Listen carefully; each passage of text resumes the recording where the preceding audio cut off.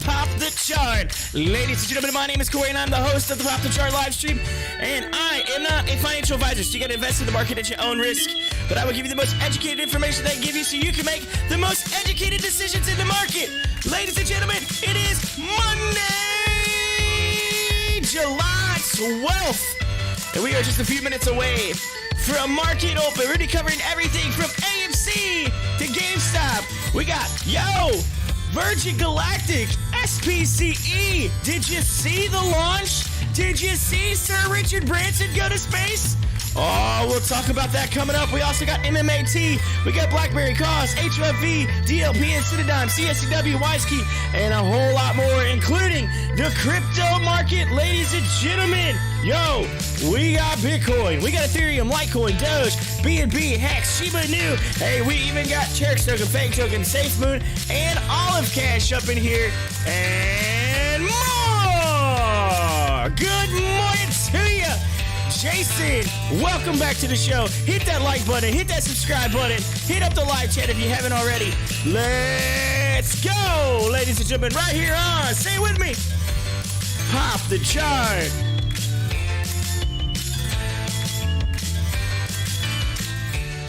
All right. Let's go.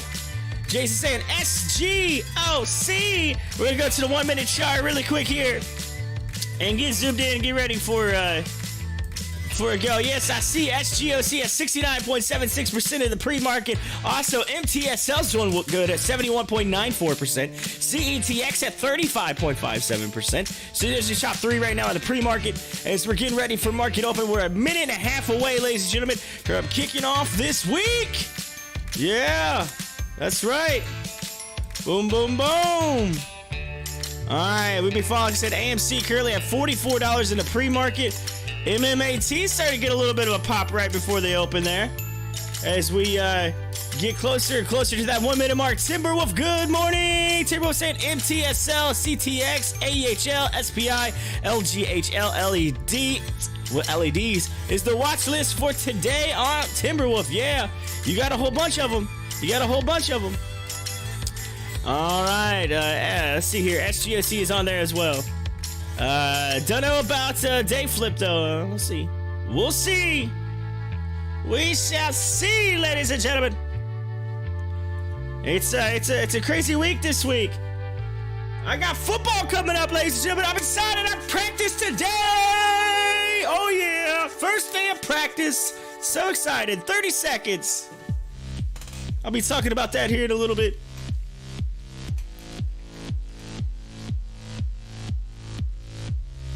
$20 seconds. Oh, yeah, ladies and gentlemen, let's get into the countdown.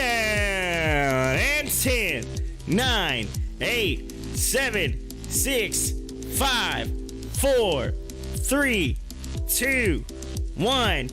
Ding, ding, ding, ding, ding. Ring that open the bell. Let's go.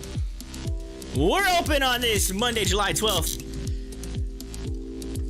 And let's see here, AMC, seeing some green on GameStop, green on Virgin Galactic, and whoa, a big drop right there on MMAT. MMAT, man, $4, what's going on, Jason? What are we doing here? What are we doing on MMAT? What's going on? Oh, boy. AMC. Oh, man. I'm gonna have to pull this down just a hair just to get the deets. Oh, they changed it. I gotta click more now to get the volume. Oh yeah, they updated. I forgot it was in the update. Yeah, I had to update WEBULL this morning. So yeah, so there you go. 2.49 million already at AMC.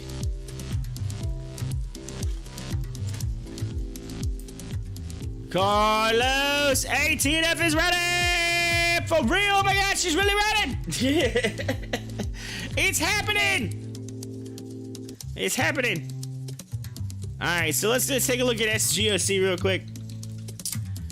SGOCO. Look at that thing. Bam! Punch the open right there. And then Virgin Galactic taking a little dip right there out there. I mean, you know, that's the thing. I think it says buy the hype, sell the news or whatever. But, dude, totally. That was like the coolest thing. Okay, I had to watch it on replay because I had a meeting yesterday. So I didn't get a chance to watch it live. But when I did watch it, I watched it through the live stream as if I was watching it live. I just told myself in my head it was live. But if you didn't get to see it, I'm going to have to bring it up so you can see it. I'm going to have to play at least a little bit of clip of the actual launch yesterday.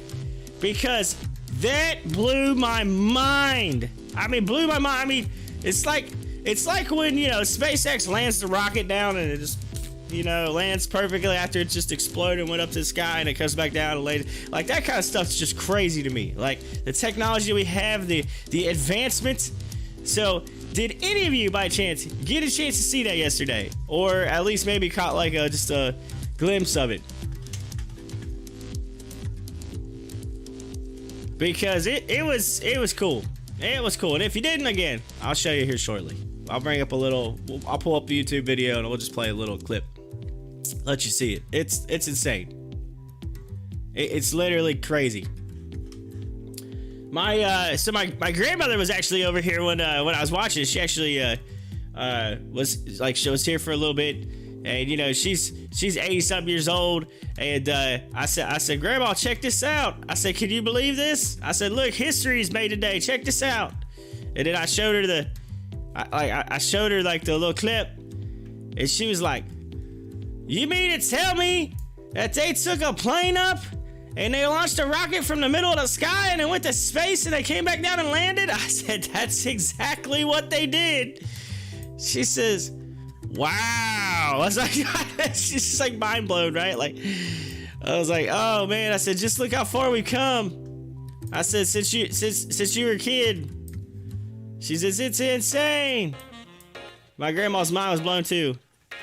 And she couldn't believe it. Then I asked her, I said, Grandma, I said, you know, I said, would you like to go up there to space? Don't you think that'd be pretty cool? My grandma looks at me and says, no. And I'm like, really? I'm like, why not? She's like, I don't know. I don't know. I don't know. It doesn't excite me. I was like, really? I was like, oh, you're the keep the 2 feet planted on the ground kind of thing, huh? And I said, but Grandma, you just think about it. You go up in space, you can float. I said, it's weightlessness.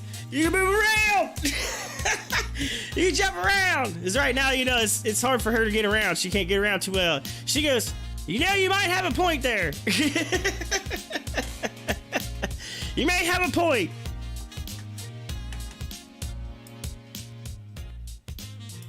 My brother, when I told him about it, he said, thank you for the $1 million. Have a nice day. Thank you for the $1 million. Have a nice day. That's like, I said, I guess that's a good way to look at it. Rebecca says, oh yeah, good morning, Rebecca. It would be fun, but it would be disappointing. I'd be disappointed if I paid to go to space and just did a 2-minute free fall flip. Still awesome to fly in one of the fastest aircraft, but I'm on the side of that ain't space. Yeah, that's what I said. Like, when they just go up and they just kind of like touch it, they come back down. I'm just kind of like, all right. Like, that's like a tease, right? Like, that's kind of like a tease. Like, oh, you know, here you go. No, I want to go up there. I want to float around. I want to go to the moon. Like, I want to go around the earth a couple times. Like, I want to experience it.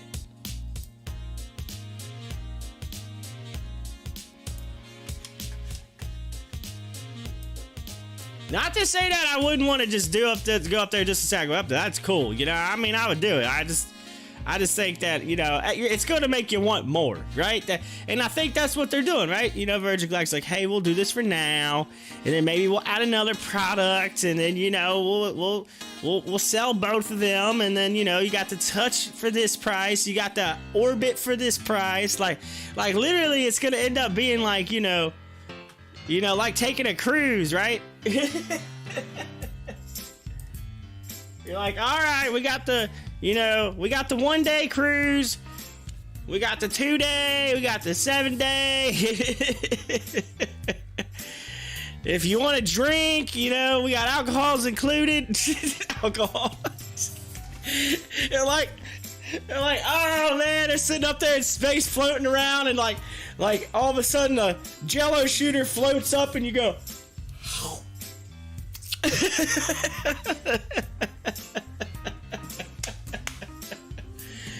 You're like shots, and everybody just goes poof, and throws it up, and then catches it in their mouth.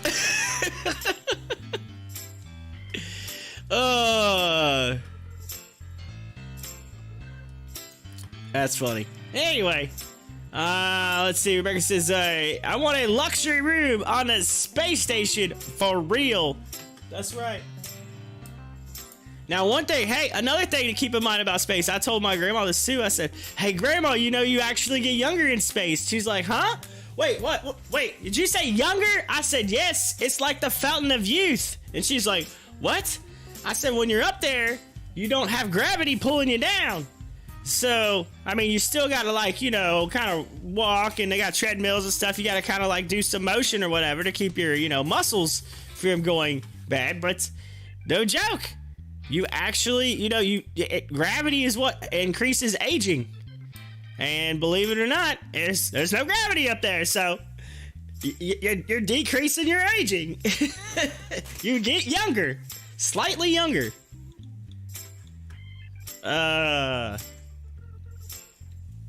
So I said, if you went up there for a really long period of time and you came back down, I said, you know, you got to get used to gravity again. But yeah, there you go. And then if you get real lucky and you find that space-time continuum, somebody was like, man, is he really being serious right now? Like, oh yeah. And then you hit 88 miles per hour in your DeLorean, you can go back in time. Oh, that's funny. All right. Jason says, Rebecca has to bring some Grandma's lemonade to space. Grandma's lemonade. That's funny. That would be a must. Just imagine floating while drunk. Sounds illegal.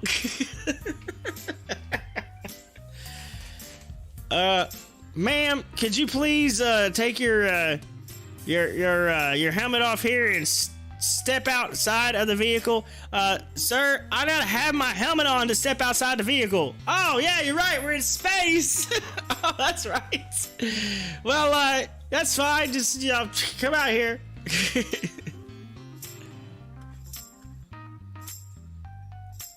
I'm gonna need you to walk this line.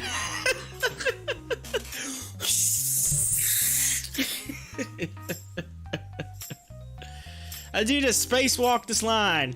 Oh, the terrible jokes that we just made. I'm making right now. Everybody's like, that's terrible. That wasn't even funny, man. No, I'm kidding. It was actually hilarious. You can be like that old what's that? The old YouTube viral video is like where the lady's giving the guy the sobriety test, and he's dancing. She's like, all right, left, right, kick, left, right, and he's like kicking, and he goes, man, this is really hard to do while you're drunk. Ah! And then she's like, all right, put your hands behind your back.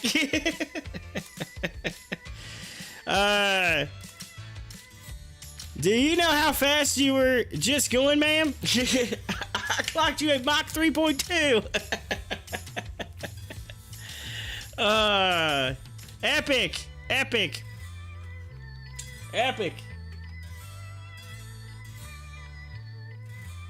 All right. So anyway, today being a Monday, all right, Monday. This is actually it's a crazy week. So I was listening a little bit to me, Kevin, this morning, as I was kind of getting ready for the show, and one thing that I did catch them say is that you know, this is a big it's big earnings. He's like, it's a big earnings week, and I'm like, okay, big earnings week. So I remember looking at the earnings last week, and I'm going, what's he mean by big earnings week? It's the banks. Boring. And I'm like, no, I'm like, oh, okay. I guess if you want to know about the financial market and where we stand and da-da-da-da, I guess it is good to look at the banks. But I'm like, I don't get excited about that. I see AMC, GameStop, I see like, you know, Virgin Galactic, I see like, you know, HOFV or anything that's like super interesting to me, you know, or like cool, you know, companies. I'm like, now that's interesting. Let's find out. Let's listen into this. Oh, Elon Musk is going to be on. Hey, let's listen to that. You know what I mean? Like, come on, man. The banks? Our quarterly numbers came in at... it's the banks. Come on, man. Wake up. Enjoy the entertainment here. SGOC halted again. Suspended. $22.99. I think they literally stopped it just so it would say 2299. They're like, let's stop it at 2299. It just looks cool. Let's stop it there. 134%. Huge. People making the money. How many of y'all got in this morning on SGOC? Y'all was talking about it, so you have to be in on it. I mean, come on now. I didn't tell you what to do, but I'm just curious if y'all were in there. Are you in it? Are you not in it? Hit up the live chat and let me know. So, FYI, just so you all know, all right? Y'all gotta kind of hang in there with me this week, all right? I'm gonna be pulled about 1,000 different ways this week, all right? Meaning, you know, got the show, so we don't show. I also do, so I'm the lead rep for our organization, and I'm like the only one with any type of website like knowledge and coding. So lo and behold, I'm kind of like the old web guy that used to run it way back when. He left the league like several years ago, so I kind of inherited the job. So I gotta like update the website, so I'm in the middle of doing all that, which I gotta put a schedule on, and it's not just upload a sheet of paper, all right? So I gotta like code the schedule, I gotta do all that. Plus, we have practice every day this week because it's conditioning week. So I've been like slam trying to do like all this stuff. So, and then I got, you know, gotta take care of the daughter, and I may not be able to do the show on Wednesday. All right. So FYI, there's a little schedule mishap in our schedule. We got one of our the person who used to watch my daughter's on vacation, so we're kind of like. We can't seem to get the backup anywhere, so due to doctor's appointments or so forth and so on. So Wednesday, which I was kind of bummed because Wednesday's the day that I really wanted to do the show because Binance is doing their 4-year anniversary, and they're doing this big concert thing. So I don't know, maybe I pull it up and I replay the concert thing for y'all. I don't know if I can do that, but I won't be on camera or anything. So or whatnot. I'll be running around chasing my daughter around everywhere. So keep that in mind. That's just a little update of what's going on this week. So if I'm a little, you know, here and there or spaced out for a minute, you know, that's probably why I'm answering questions. Because the other thing is, yeah, right, first week of football, you always got the new parents that are coming in. They're asking a million questions, and so I got to answer them. And so you might see me going to my phone and sending out messages to coaches. So just so you know, I'm very involved with football. Like that's what I said. My wife hates football because like it consumes a big portion of my life, but I love it. I love it. It's fun. I'm excited to see the kids again and start working on trying to win another championship. Whoop whoop.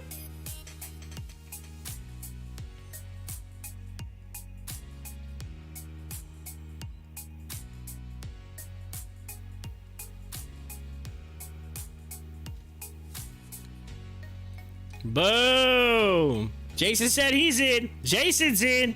Jason's in on SGOC. Jason said, you know me, I'm in.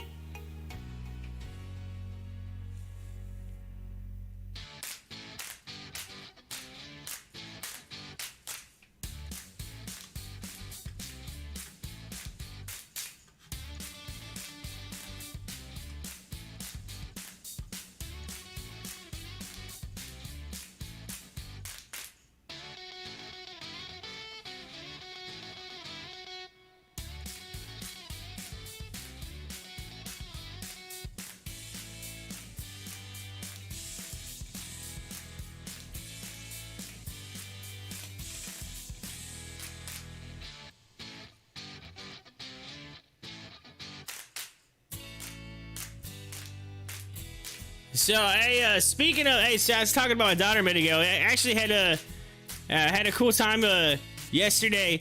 Yesterday was my brother's birthday, so we went over to my brother's to hang out and, you know, spend his birthday with him for a little bit. And my brother pulled out his four-wheeler, and I actually got to ride with my daughter on a four-wheeler for the first time, and that was that was fun. That was a blast. She loved it. She didn't want to get off of it. She's like, ride. As soon as we get off of it, she go grab my brother or grab somebody else and ride. And Zeke did the four-wheeler. I was like, oh man. My brother's got a definitely a lot larger place than I do. He's a little more in the country. He's got, you know, a big pine, trees and all. He's like kind of, you know, he's got just a nice setup where he lives at, so a lot of area and land to be able to ride. So, you know, me, I as much as I want one, I really have nowhere to ride it unless I took it somewhere. It's just like I'd have to have it over his house or something. But yeah, where I live at, we're kind of in a little, you know, it's not like a subdivision, but a little, you know, little side street kind of thing. Not a lot of area, you know. There's area all around us, but, you know, we don't really own it, so.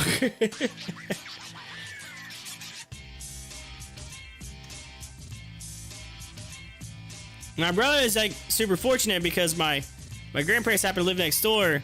So he actually bought the house next door to them, and so there's a big area back behind him that they own.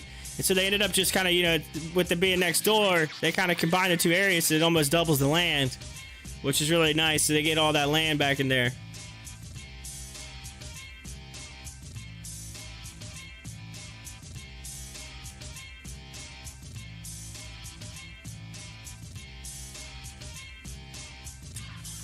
Alright, so the market's looking red for everything just about on my side, except for a couple little things.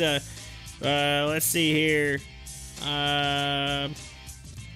Mind medicine's up a little bit for me, and then ship's up just a hair. But even though technically it's down because it's fought it way back when.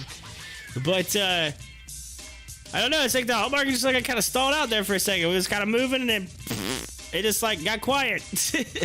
AMC looked like it kind of was gonna kind of let a G-dub here. It's like a, we'll see. Okay, this is kind of bugging me why this is not showing.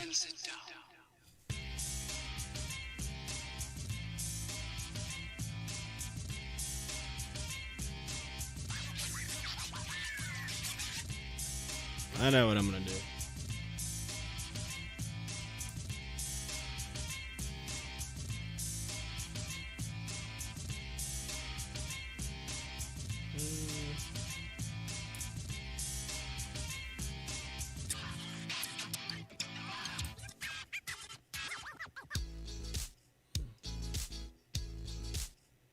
Man, they changed it on WEBULL. Come on!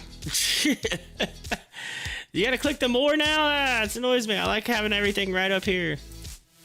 They did the same thing with GameStop a while back, and so I've been dealing with it. But now I gotta change my setup. I gotta change it.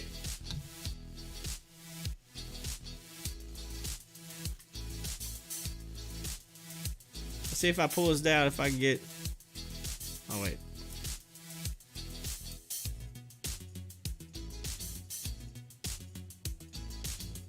See, it only gives me the low, and if I go any further, then I'm losing the...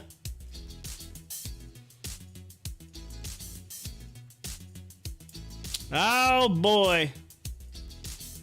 The dang update changed my screen. It changed my screen. All right, we're still sitting there at suspended. I'm going to refresh it again. Still $22.99 on SGOC.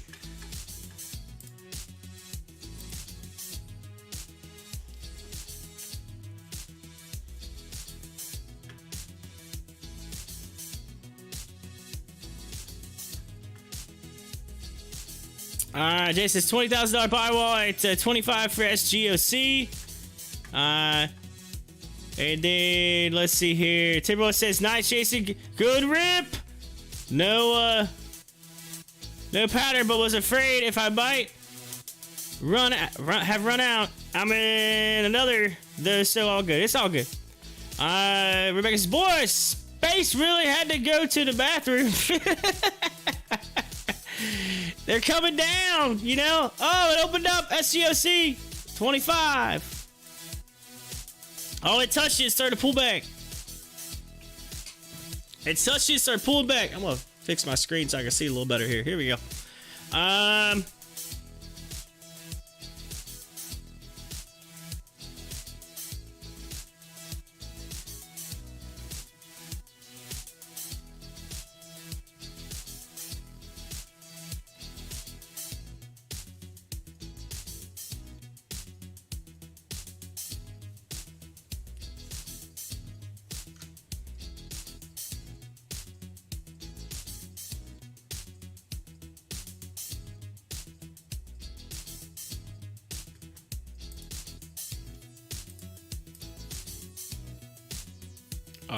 Did it get halted again?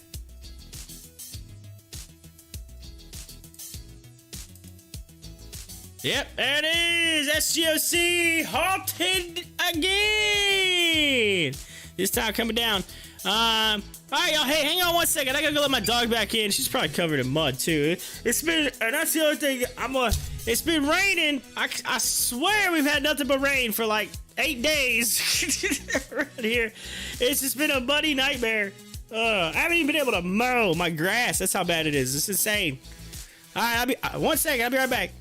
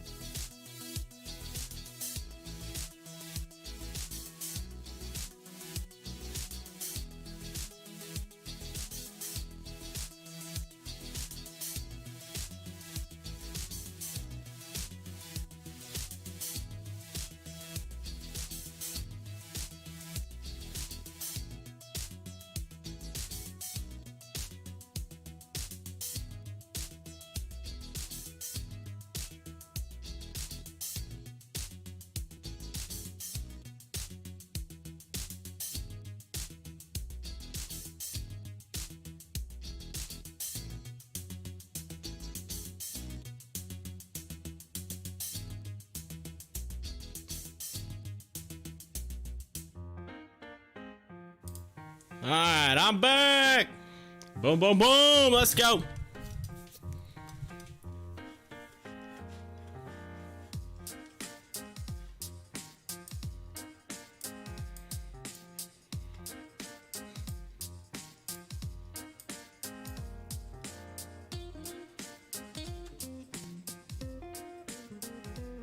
Terry says 2R on CETX and done for the day. Terry says I made what I needed. I'm out. That was my day. That was my day. Right there. Nice. CETX, which I'm gonna click on right here. ZETX. It was is it gonna work? There it goes. Yes. Look at that, 68, 70% now. It's running, look at it, nicely.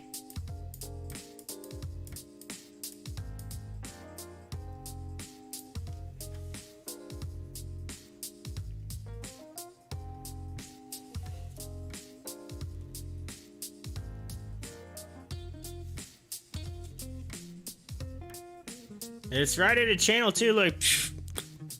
Right on up. Right in the channel.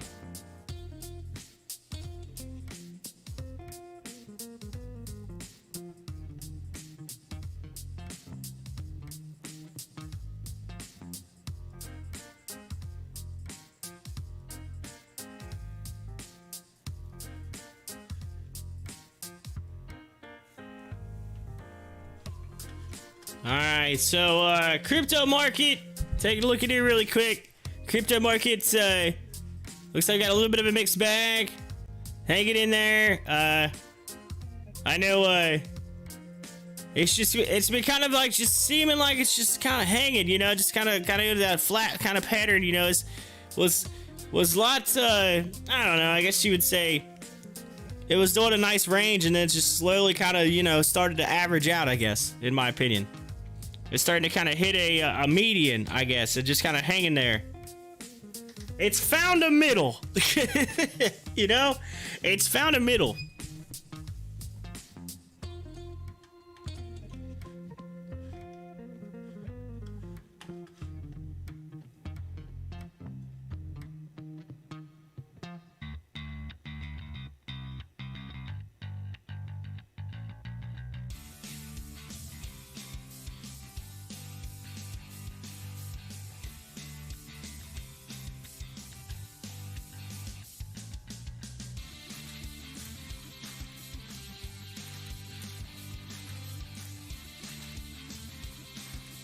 Alright, we're seeing a little green candle bar on AMC and on GameStop there.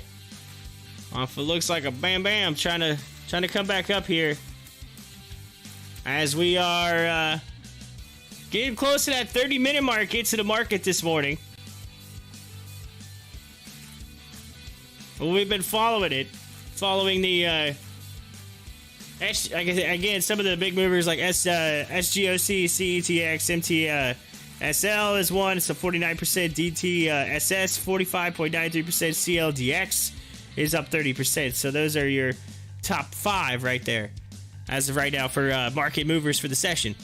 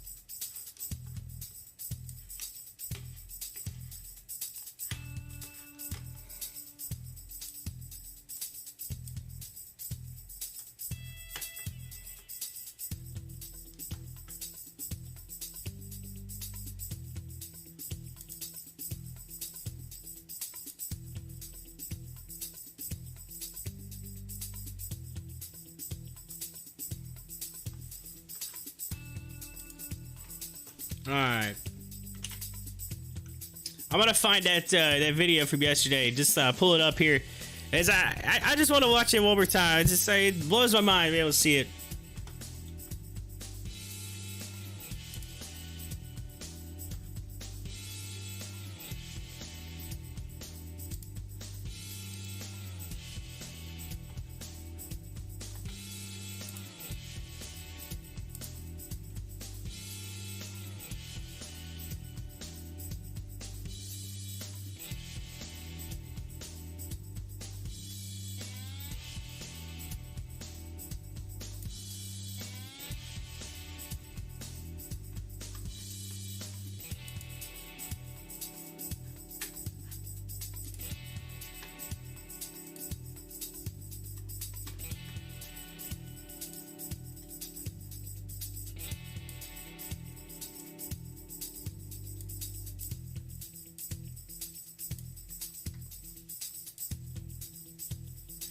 Alright, I'm gonna bring it over here in the side screen right here so you can see it.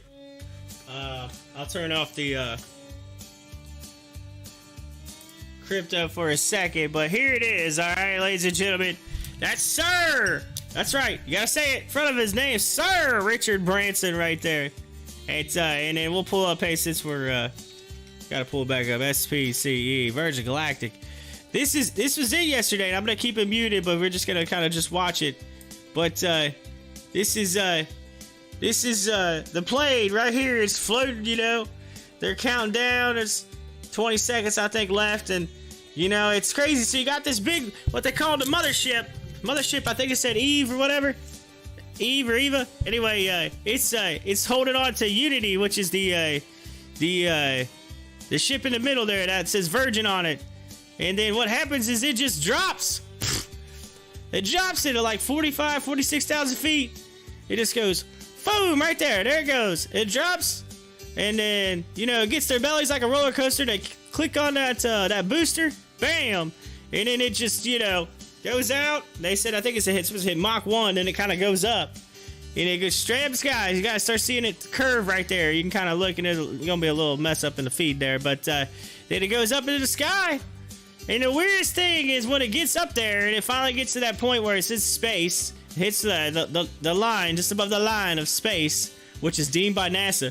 Then it has this cool thing, like usually, you know, where when you know, the shuttle came in or whatever, it would have to come in with that heat shield, you know, like this, and so it didn't burn up. And then same thing with the capsule that would come down. Well, they kind of combined the technology and made it to where the wings, like, it does like a flip, and the wings kind of come in a weird like flip formation, and then it can just kind of go like this, you know, as it's coming down, you know, whatever. And then once it gets back down, the wings flip back over and it turns back into a glider, and then it glides down and then they just land it. It's mind blowing, you know. It kind of is to think that the technology and just the you know, scientific abilities, you know, that we have, and you know, manufacturing and things like that. You know, it's just insane, like what we can do now. And I don't know, I guess I get it. People are like, oh, they just touched space, came back down, you know. But at the same time, I mean, it is kind of a step forward in the future, and it does show what we are capable of doing. And it makes you realize that we can really do just about anything we want if we just put our minds to it and we work together. Boom. That's the thing the message that I get out of it. Not to mention, I think Sir Richard Branson's pretty cool because he just seems like that fun, like, I don't know, like you see him, like he kind of seems like that fun grandpa that just wants to, like, you know, he just has that like personality, like you can't not smile when you're around him. I don't know, like there's a lady on stage yesterday, and one of the astronauts is with him. I guess his wife was pregnant in the press conference afterwards. And they kind of brought her on stage, and you know he went down to like kiss the belly, you know, like mwah! And I'm thinking like everybody's kind of cracked up, you know. You don't expect somebody to do that, but it's just funny, you know. It's like how can you not laugh at that?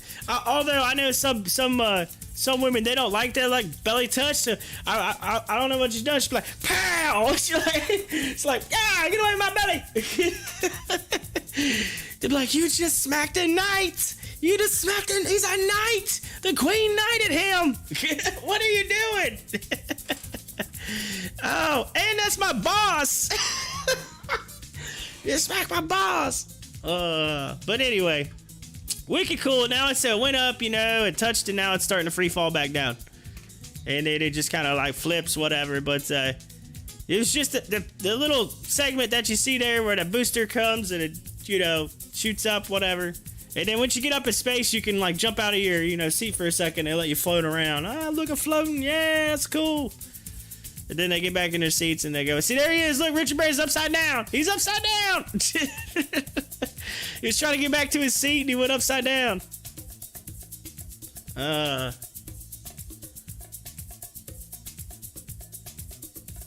Anyway. Rebecca says, it's like the red button from the Men in Black. Don't press the red button. Don't touch the red button. That movie's hilarious. Yeah, they were talking to one of the astronauts, about the test pilots, and she was talking about how, like, what it feels like when you're actually on it. She says, you know, when it first releases, it literally feels like you're going down a hill on a roller coaster. Like, you get your belly, you're like, ooh, you know. And then the booster kicks in. She says you just kind of like go back, you see a little, and then it's just like, you feel that's a little bit of. She says, but once it goes like up, it just smooths out, and she says you don't even realize it. You don't even realize you're going as fast as you are, and the next thing you know, you're floating. It just gets calm. It gets calm, and it's not like your hair just goes like in the movies. So you just get out of your seat, and all of a sudden you realize you're floating. And you're like, wait a minute, I'm floating. Like, what is this? So I don't know. I would love to experience weightlessness one time. That's like a bucket list. You got to be able to just to see what that feels like, because that's got to be kind of different, right? You know, it's got to be like, you're like, wait, what is this? Like, I'm floating. I just want to do a backflip. That's all. Like, that'd be the first time I'm gonna do a backflip. So if I ever go to space, there better be just enough room for me to do a backflip, even if I have to like cannonball flip it, where I just roll my knees back towards my head. See, I did a backflip in space.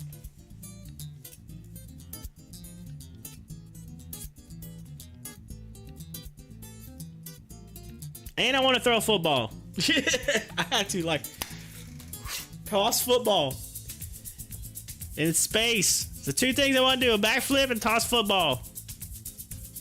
If Virgin Galactic can put me up there just long enough to do those two things, just long enough to do those two things, and see the Earth. You gotta see the Earth too, obviously, but yeah, I'd say score, right?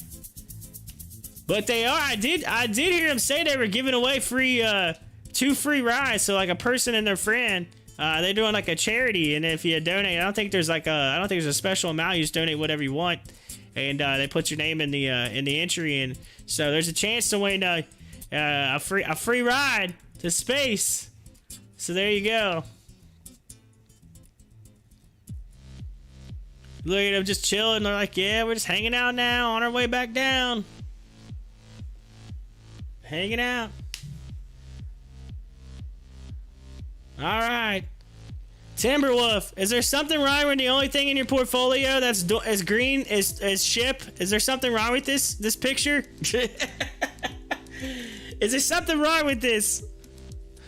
Oh, I take it back. A couple other things popped up green. They must have realized that. They're like, oh, wait, we can't just, we can't just be ship only. Everyone says, you think? And it's not really green, I know. It's actually red, it's just green for today. This doesn't even make sense.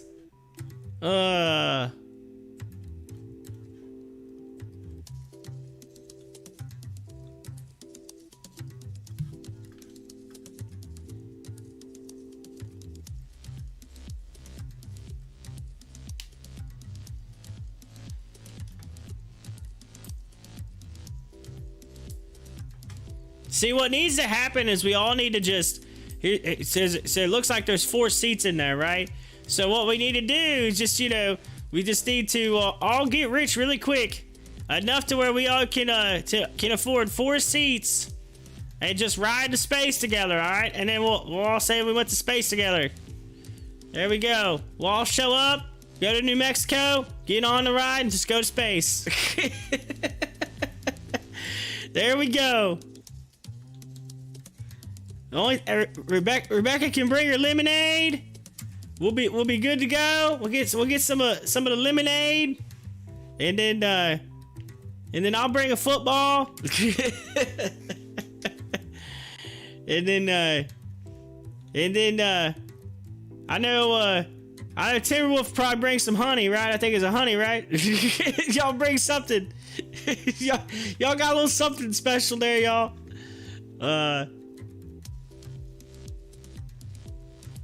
Richard Barrington talking right there saying, man, that was the coolest experience of my life. Y'all gonna love this. It's unbelievable.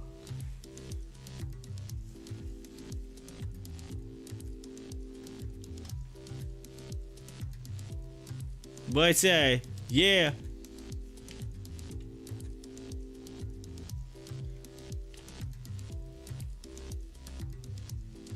The thing of it is like, with the 3 different companies that are going to space, you got SpaceX, you got Virgin Galactic, and then you got what is that? Is that Blue Orbit or Blue Horizon or what? I always forget what's the name of the Bezos company. I know it. I just learned about it just recently, so I'm still trying to remember the name of it. I keep forgetting the name. Is it Blue Orbit? Blue something. I know that. Let me look it up. I want to make sure I say this right. Jeff Bezos company.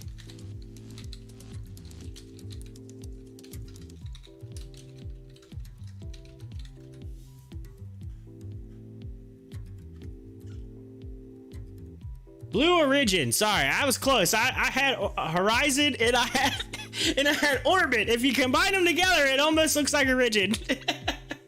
Blue Origin. That's it. Okay. I knew it was blue something.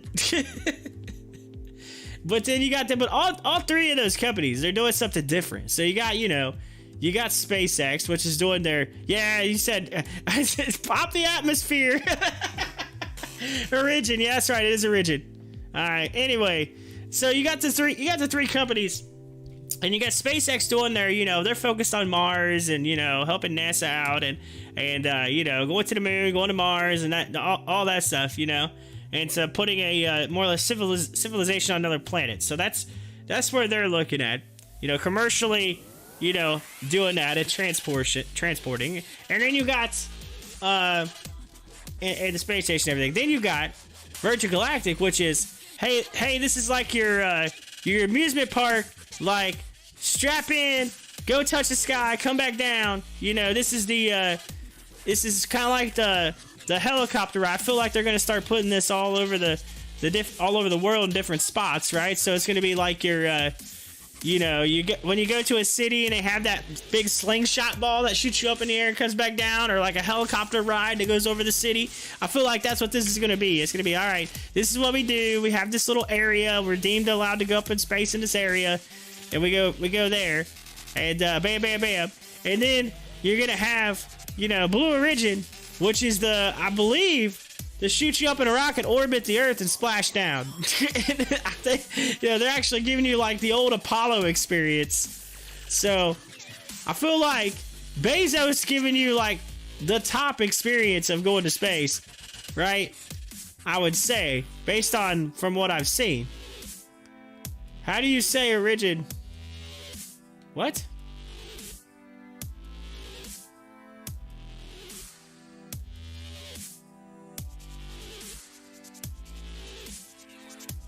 Is there another way to say it?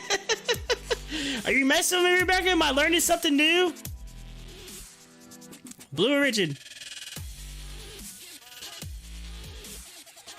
Kind of, like original, origin, blue origin.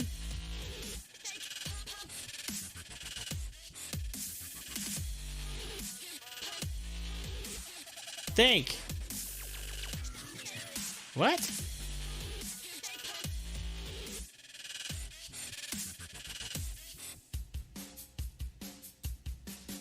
I don't know. I'm literally confused at what you say, Rebecca. I'm lost. What are you talking about? I only thought there was only one way to say it. Or is it that Ohio accent? Origin. Origin. Oh, origin. Okay, whatever. Origin. Okay, there you go. However you want to say it. That is definitely my Ohio. I don't know. We've always said original, like origin. So, Blue Origin. Oh, well, put an A in it. If you want to say it that way. Okay, yes, that's probably my Ohio accent coming out. Sorry. That's my, sometimes we do have accents. We say things certain ways, for, depending on where you're from. But, yeah, there you go. Origin. There you go. Blue Origin. Origin. Origin. There's so many different ways to say it, huh?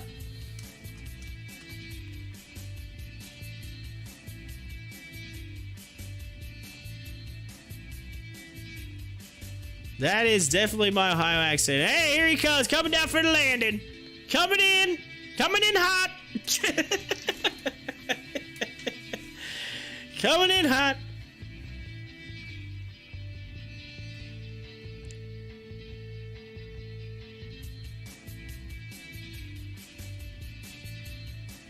The funny thing is, my grandma, she's watching that yesterday. She goes, "That thing looks tiny." What is this? What, they send them up in a tin can? That's what she said. It looks like a tin can. And I was like, Grandma, if you stood next to that thing, it'd be like standing next to a giant bus. She's like, She's like, what? I said, yeah, it's just a camera. It makes it look like it's smaller. I said the camera's like zoomed out, like it's really far away. Like they gotta or zoomed in really, you know, they gotta zoom in really far away so it makes it look tiny. I said if you stood next to that, it'd be like standing next to a giant bus. She's like, oh, okay. I just thought like, what is this? This thing's small. I said it's like a normal plane, like a little jet plane.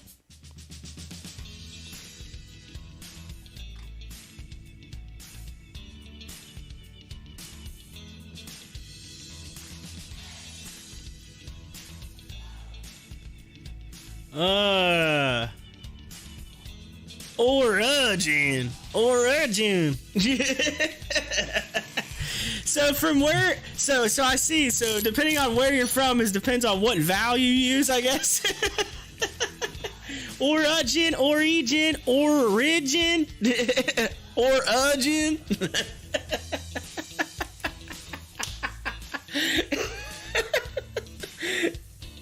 Oh, come on. Bezos, you gotta do a different word, man. This is, you got people all jacked up. They don't even know how to say it. How do you pronounce this word?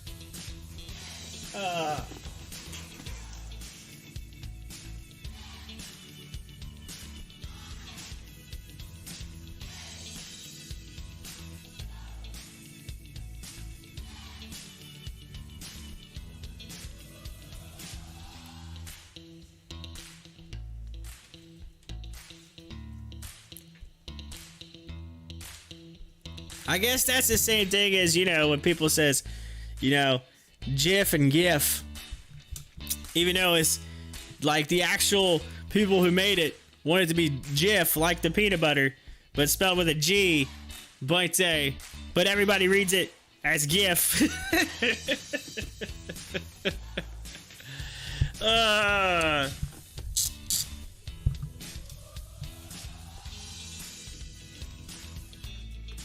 Alright, so we're done with this. We already see it landed. Cool. Awesome. Let's go back to the crypto. Pull the crypto up. There we go. There you go. Let's get an update on the crypto since we haven't looked at it in a minute. Where we at? The crypto. Oh, man. Bitcoin, 1% down. Ethereum's down 1.3%. Litecoin's up 1%. Doge down 1.97%, so might as well say 2%. BNB up 0.5%. Hex up a little over 0.5%. And Shiba Inu is down 1.29% right now. Let's take a look at some of the other ones. Let's see where we're at here. I'll zoom in here. So Olive token sitting there at 27 cents. So still kind of hanging in there at 27 to 30 cent range where it's been. Save Moon really hasn't moved much. It's at a bunch of zeros and a 2.9. And then FEG is actually down. So FEG went down. It's down to 5.4. So that's honestly, you know, I can't tell you what to do with your money, but if you want to get in FEG, that is a really good price to get into FEG. Like absolutely, like steal. Just saying. Like you're stealing candy from a baby on FEG right now. You're stealing bananas from a gorilla. Okay, that's what I'm saying. So there you go. That's a good way to get it on FEG if you're gonna get it. It's a good spot. And then Cherix token is at an 8. Bunch of zeros and an 8. I still think Cherix tokens, it may have came up a little bit from what it was, but I think it's still down from where it wasn't previously. So, would like to see it go a little higher. But, there we go. Let's see here. Jason, I thought the nose wheel had fallen off because I didn't realize they use a skid plate set. I was thinking the same thing. That's so funny. When I first watched it, I was like, what in the world? I said, where's the front wheel? I said, they're gonna nosedive. What are they doing? And it's a glider, I guess. So they were just doing the like pull up and like keep it up, and then it just, that thing just like skids down through there. You said so. Skid plate's what it's called. But yeah, I don't. Is it just because when they're coming in they can't have that that front wheel on there? I mean, I don't know. I guess I'm assuming it would just rip, like it can't fold up and fold back out. Like I don't know. That kind of threw me off of why that would be designed that way. But there's got to be some reason. that they're using that instead of a front wheel, and I would say probably safety. I don't know. Anyway, Rebecca says, gotta go for a while. Check back later. Woo! Rebecca's gone to get some lemonade, and she'll be back. No, I'm just kidding. All right, we'll see you shortly. We'll see you after a while. That's my Ohio. That's what we say up here. After a while. Probably weight reduction. Yeah, that's possible. Weight reduction.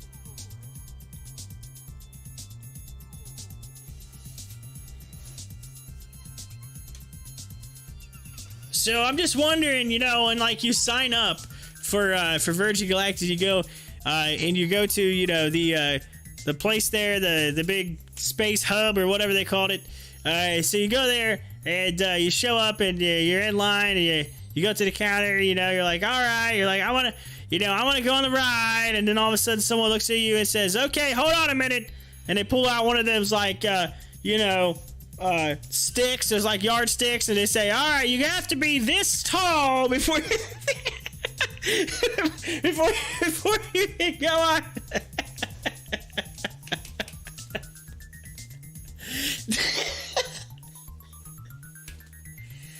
You're like, all right, oh man, hold on, you're right there, you're super close.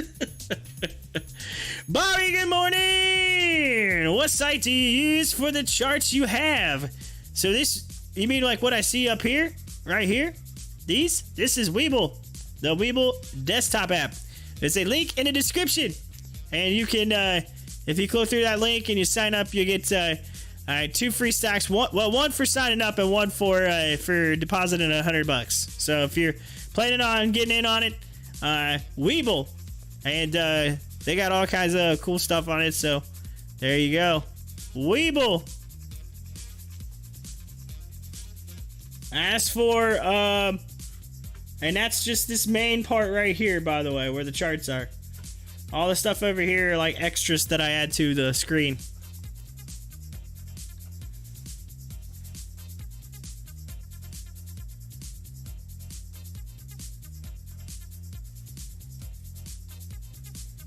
All right.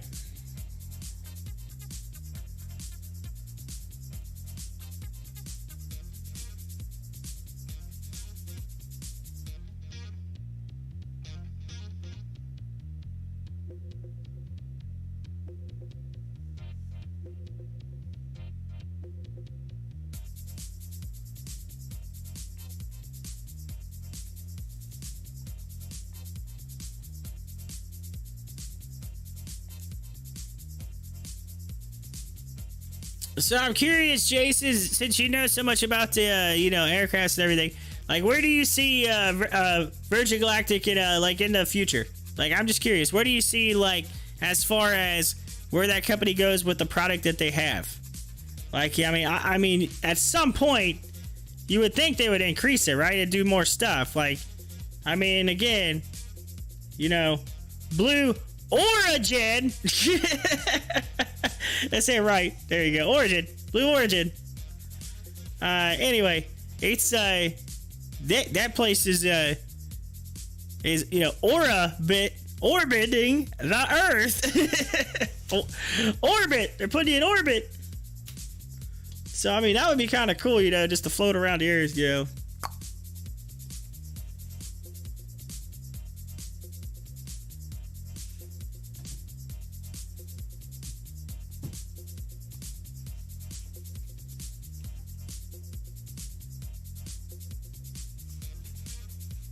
Bobby, are you looking for a new charting system or something? Or what charting system are you using right now? I'm just curious.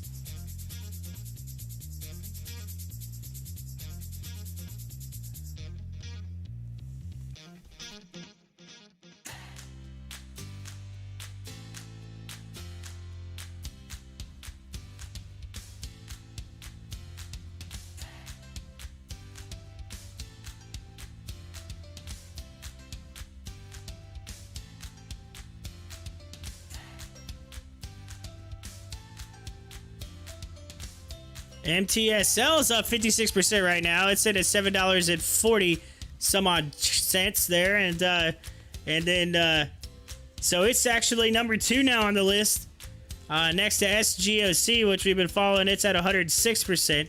It had that big run up and it got halted and it came back down, and it's just been kind of like leveled off, but on an ascending level increase here. So maybe a chance to like get in on a real quick dip there and ride it back up for some people there. So it's still nicely, if you look. I mean, look at this. It's just heading up.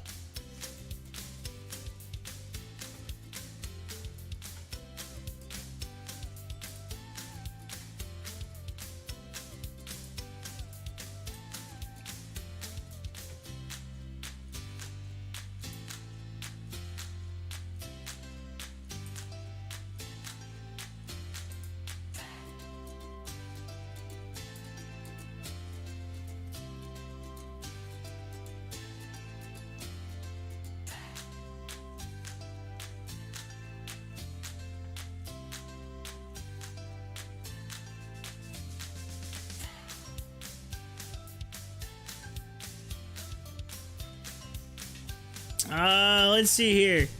Jason says, I mean, as far as space travel goes, the design doesn't work real well, but for travel to far destinations, it could cut time. Think of how ICBM works, leaves the stratosphere and enters back in somewhere else in the world in a short amount of time. Okay. Yeah.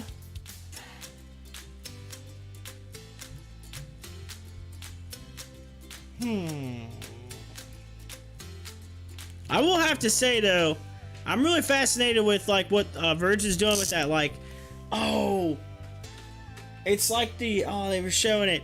It's like the is the Hyperloop? I think that's what it's called. Have you seen that?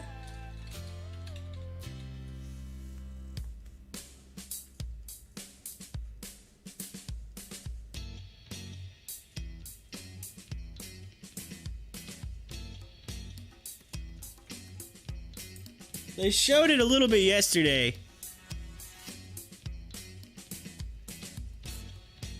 It's like this, like, almost like a tram system that's in like a... It's like... the easiest way to think about it is when you used to... like, I mean, you still do it at, like, banks. When you go into a bank, you go to the drive-thru and they have the tunnel thing that comes out and it shoots up, and then you put your, you know... like your stuff in it, and then it boom, shoots through the tunnel and goes back through. It's like that, but it's like on a track, and it just like shoots you through in a capsule from like A to B really fast. It's called the Hyperloop. And they, let's see. You're talking about the Tesla thing in Cali that is like a train that goes super... No, this is literally for Virgin. It's called a Virgin Hyperloop. Look at it, I'll show you. I got the website now. Hold on. I happen to see it. Virgin's doing this thing. They did it in 2020 in November. They tested it. Hold on, I'll show you. Here's the website. So like it'll play in a second. You'll see the people. So it's like this seat. Look at this thing. They're in it. They just said it like shoots you through this like tunnel. Let's see. It looks like this. And it like goes through the tunnel.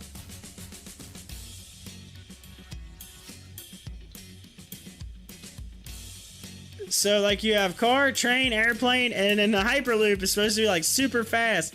So here you go, like route estimator.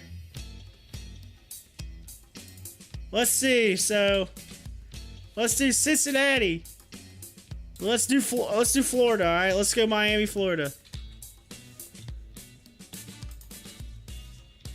956 miles. Holy smokes! An hour and 48 minutes. Ain't no you're losing your mind. It ain't no 4 hours on an airplane. That's not even right. I went from Indy to Fort Lauderdale in 2 hours. This ain't even right. That's not even close. That's the same time as an airplane. Somebody's math's wrong. Somebody's math's way wrong on that one. 4 hours? Shoot, I could go to California in that time from here. Their math's off on that. And their math's off on the train. It takes longer than 9 hours to get there on a train. That's about right. 18 hours, that's about right in Miami. Let's see here. Bobby says, thank you. Oh, you're welcome. No problem. No problem. Yeah, they need to fix their times. This is not right. But that would be cool. Our system can propel passengers and cargo pods at speeds of over 1,000 kilometers a mile, or an hour, excuse me. That is 3 times faster than high-speed rail and more than 10 times faster than traditional rail. Holy smokes. Pew! Like bullet speed. Oh, man.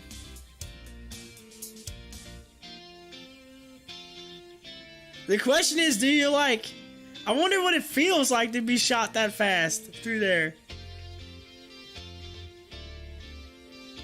Like, do you think you feel the speed? Like, do you feel yourself moving that quick? Like, that's the question. Like, what's it feel like?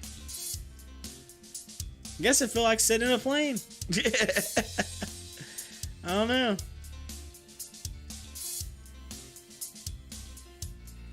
Anyway, that's the Hyperloop. That just looks insane, but I didn't see. So Tesla's doing something too in California with the train. So that's high speed. That's high speed rail, I think.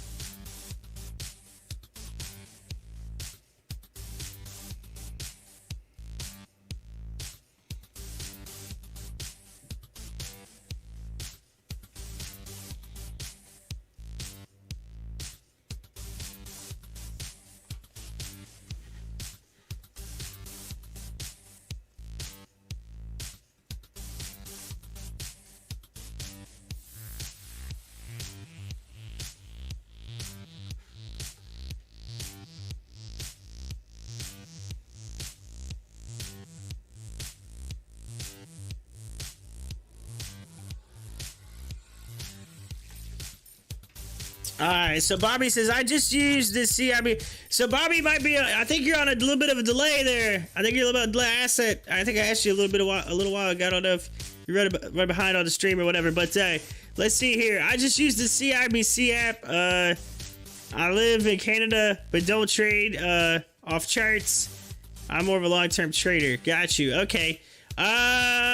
So I mean, you can use whatever you want. It's just I like using this specifically for charting. I mean, so here's the deal. When you first get WEBULL, what they actually do is they'll give you like these level 2s in that. They give you for free for like a few months, and then typically I mean, I don't know if they're still doing it. It's usually a promotion that they do, but like they'll give you this free for a little bit, and then afterwards you get the level 2s. It's like $1 or something a month, I believe, or something like that. And you get so it's fairly cheap. It's not expensive by any means. And like I said, the actual setup though for all the charts and stuff are free. That's included with when you sign up or whatever. But they have all kinds. They even have some crypto in here too as well. So like you can actually chart, Bitcoin, Ethereum, Litecoin, Doge. Some of the the mainstream cryptos are in there as well. I need to check and see if there's any more that they've added. But yeah, so that's where we're at on the. But I mainly try to keep the crypto up here in the corner, which is what you see up in the corner, up right hand corner. Sorry, up this area. But so you're welcome to check it out. Oh yeah, hold on. I need to log into Twitter. I haven't done it yet. 1 second, Jason. 1 second, Jason. I will take a look see at that.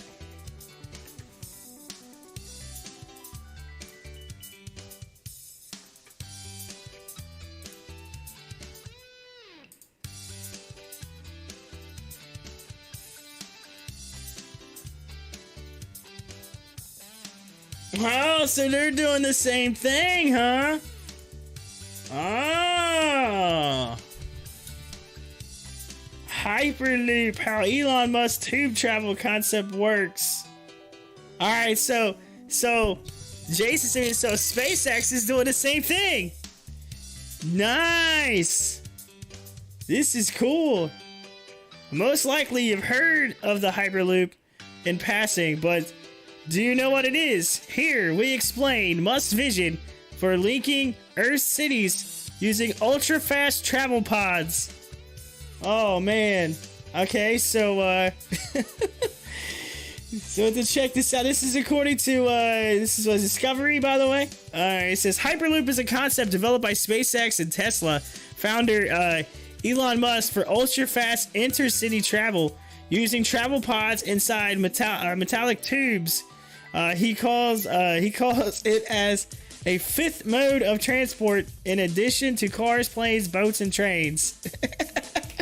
So you got cars, planes, boats, and trains, and then you got Hyperloop. Man, he needed to find something that like rhymed with, trains and planes. Or cars would have been. Where are you gonna rhyme something with cars? Nah, Hyperloop sounds cool. Anyway, the Hyperloop is a high-speed commuter and freight transport system that can reach speeds of around 750 miles per hour, which is 1,210 kilometers per hour. Musk's initial design was to take people from downtown Los Angeles to San Francisco in 30 minutes, a distance of around 380 miles, or 610 kilometers.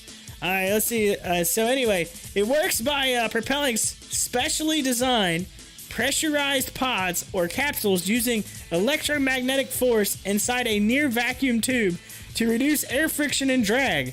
The pods travel on a cushion of air inside the tube using specially designed rails in a similar fashion to maglev trains, short for magnetic levitation, that are repelled away from the tracks and forward using magnets. An electric compressor on the front of the pod pushes air to the rear.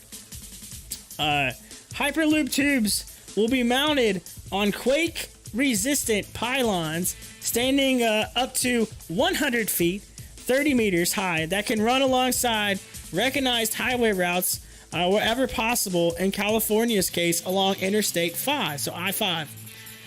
The tubes and pods will be powered by motors and batteries developed by Tesla and solar panels on the tube's outer surface. Forward motion and deceleration are handled by a linear induction motor, a flat electric motor ideal for creating movement in a straight line. Musk's idea would compete with air travel, but at a fraction of the cost by offering tickets for the journey at around $20 for a one-way journey. That's pretty cool. The potential benefits of Hyperloop are that it's rapid, cheap, and environmentally friendly. Musk says the pods themselves will be comfortable and safe, traveling one at a time and spaced 23 miles apart. Each one will be fitted with multiple emergency braking systems. Musk's own companies are not developing the technology associated with the Hyperloop alone. Instead, he has created separate industrial partnerships to deliver systems and routes across the world, as well as annual competitions involving international student teams since 2015 to design and build the best high-speed pod.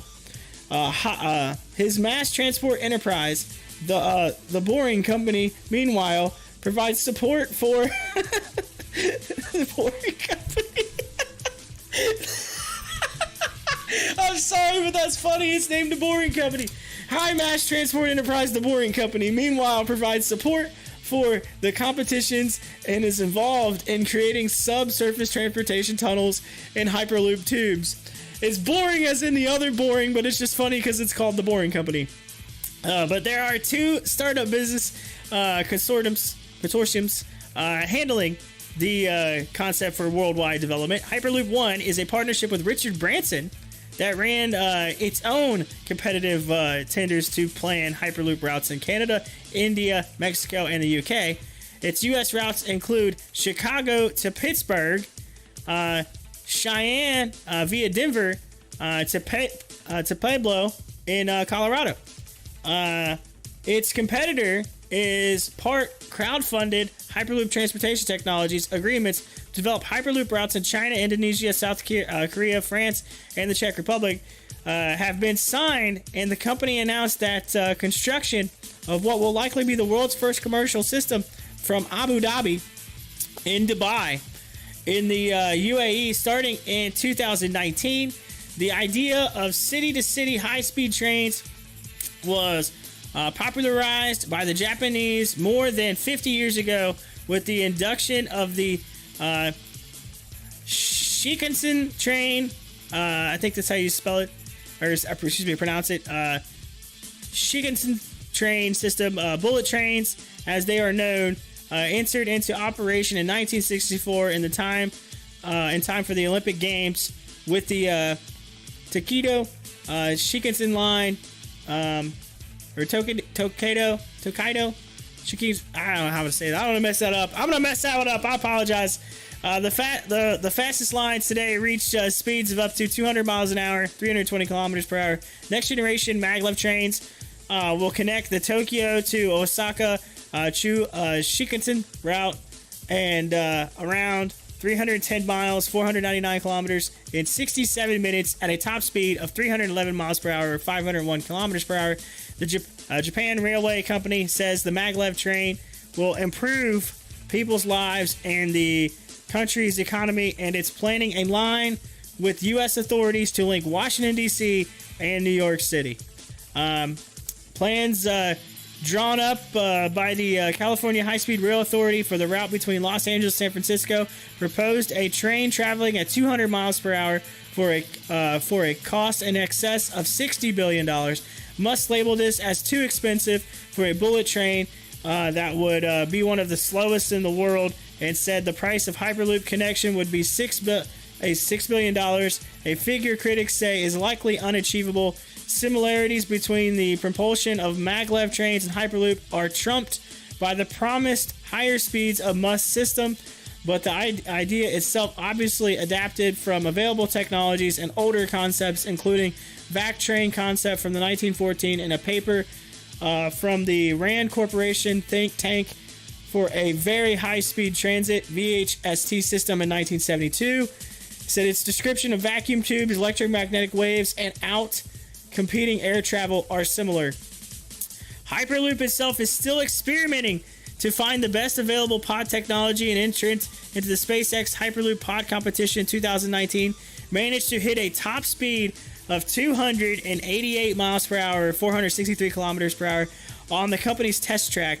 The team from the Technical University of Munich completed its winning test run despite losing part of its pod in the process. Ooh. Oh, we did good, but we lost part of the pod.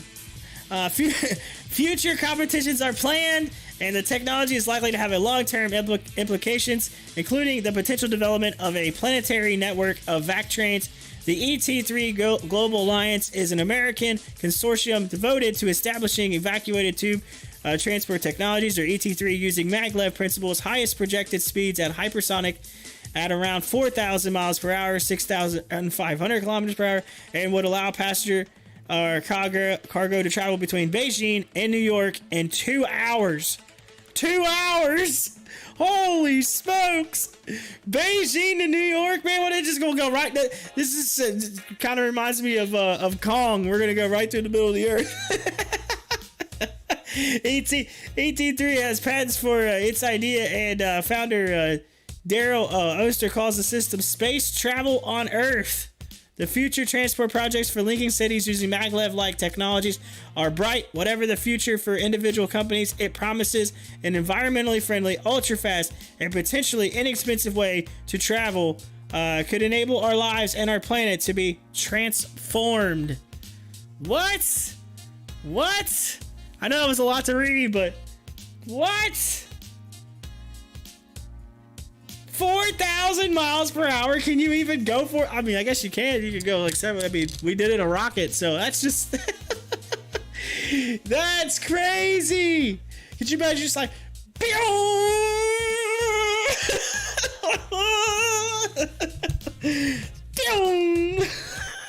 you're gone.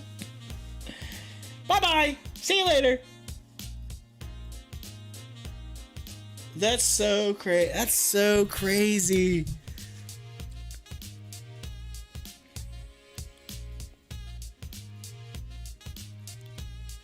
Well, just think. You could go from Cincinnati to Chicago in 10 minutes. Probably. Bro, I just did it on a train in, 10.5 hours. You're like, bam, you're there in 10 minutes. You're like, all right, y'all, here we go. There went Indy. Oh, Chicago. Bam. That's mind blowing.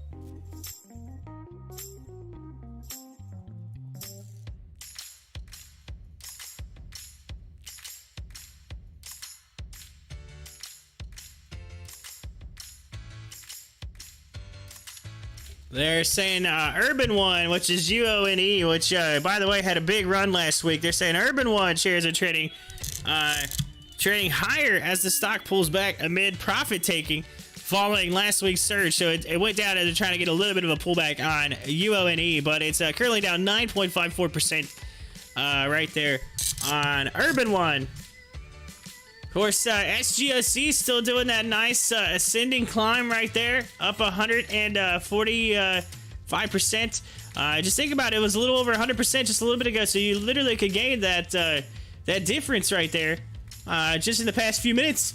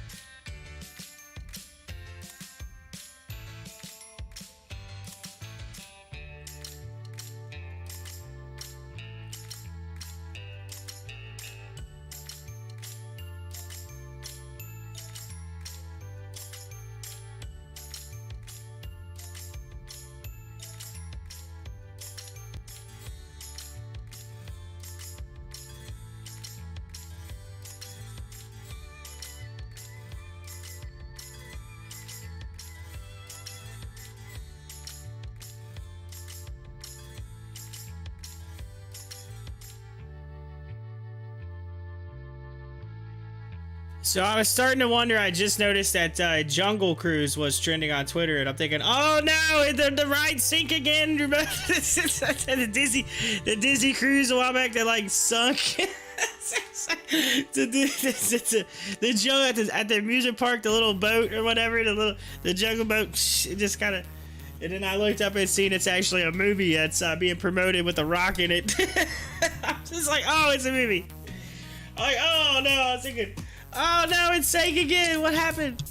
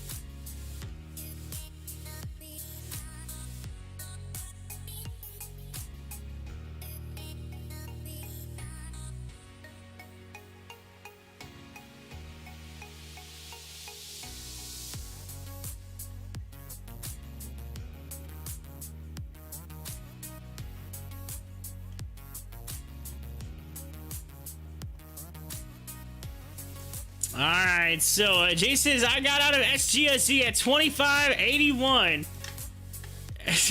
It's 26.65. You still take a profit though. Taking a profit. A little bit of a pop there. I think it will drop after this halt. Yeah, it was suspended. So you might see it pull back down. The question is like, is it gonna pull back just to here and then continue running Cause it's kind of doing this thing, but then it just got like a real quick. Psh.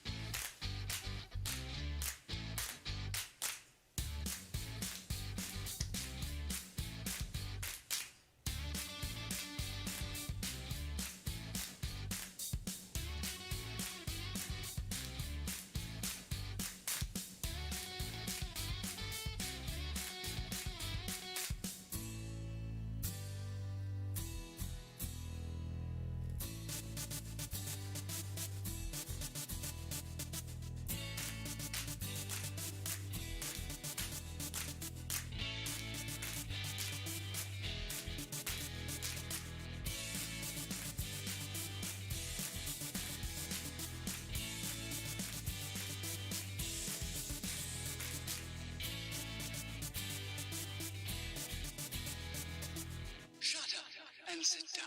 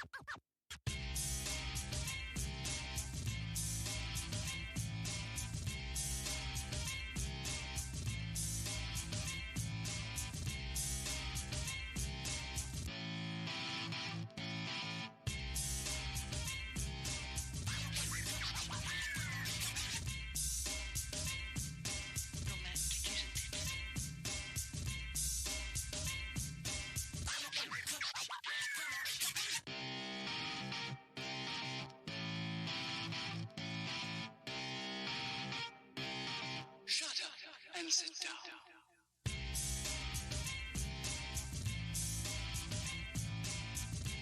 All right, SGOC opened up and it's headed higher.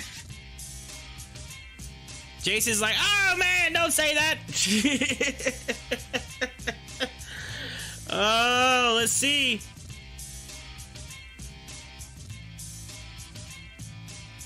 It's fighting though. It is fighting. Oh, and there it goes down.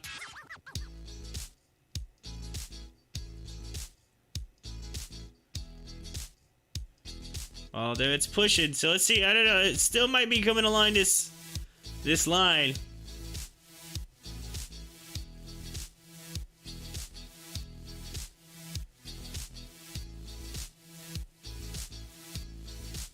Jason's like, come on, man.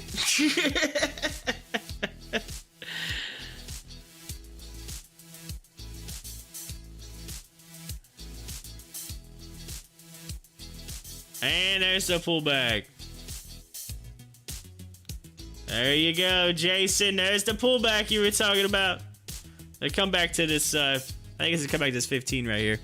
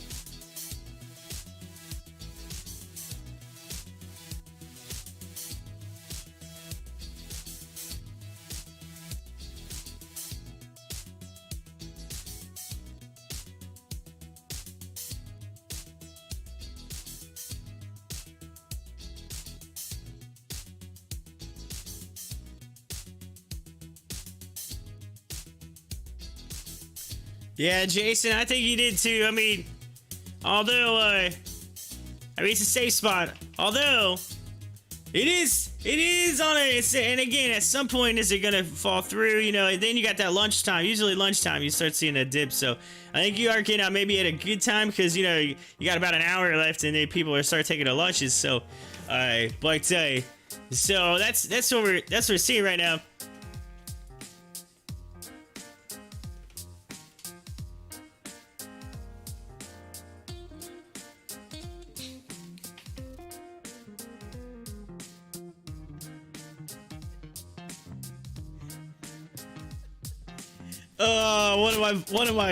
This is funny. One of my coaches. One of the coaches on our team, he's like, yo, I'm buying us all some shirts. Oh man, look, Jason, it's $28, man. It's $28. Oh snap! And now it's coming down. No, I'm just messing. One of our coaches on our football team, he's like, I'm buying us all shirts. He's like, you could, he's like, just Venmo me. And so like we usually do that. I'll just like transfer it over. We all get each other matching shirts, whatever. It's cool. It's just like what we do. But he's like, I said, I'll have Venmo. I have Cash App. You got Cash App? And he goes, no, Corey. He's like, I'm America.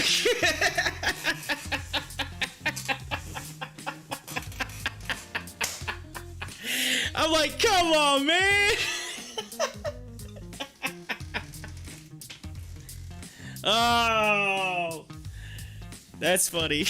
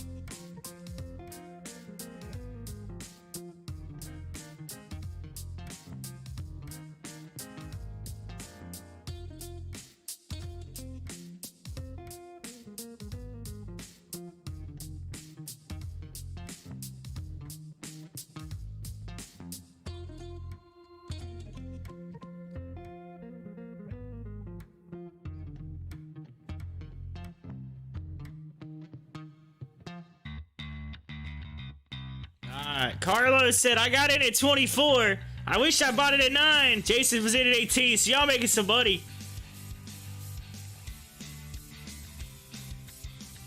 Getting in.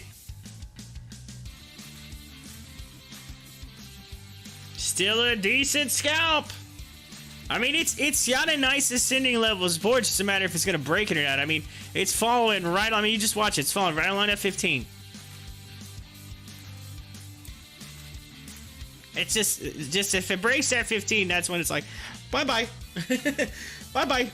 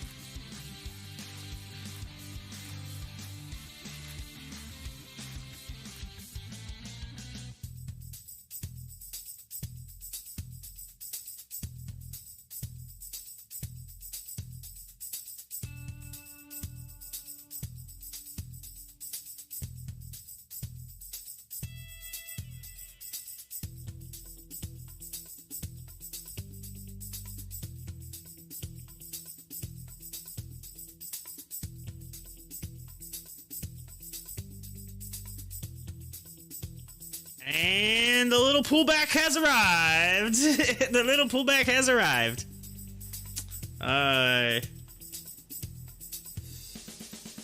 Let's see here. Penn National Gaming set to open Hollywood Casino, York in August.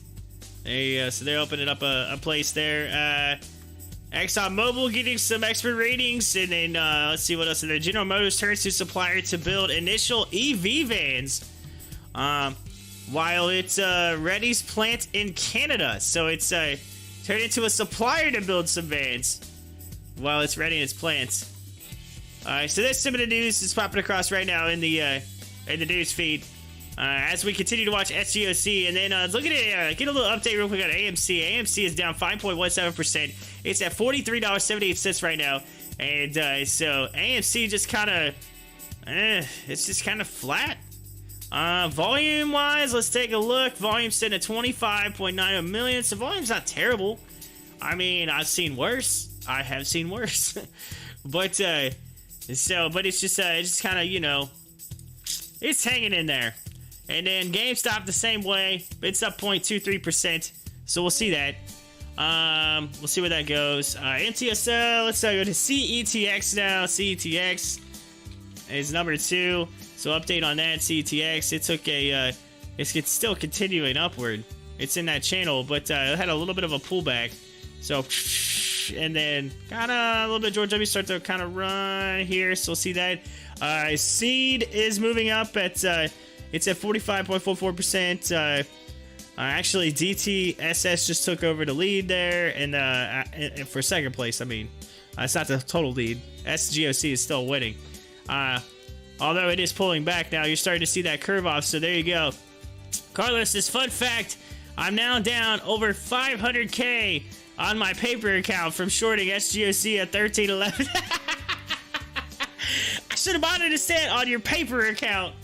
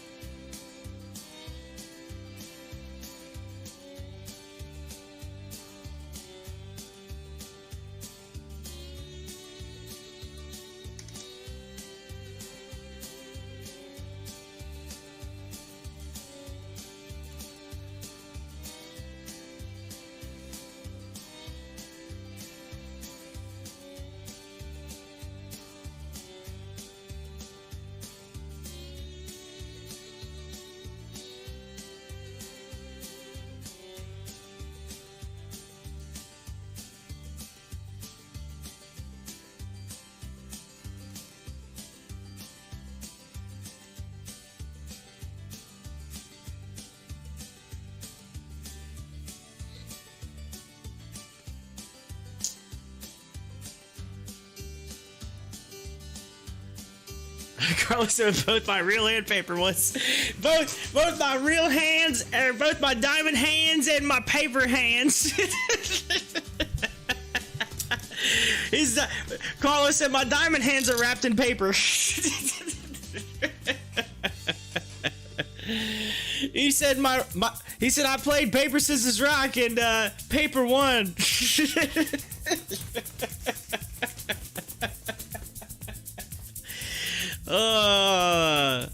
That's funny.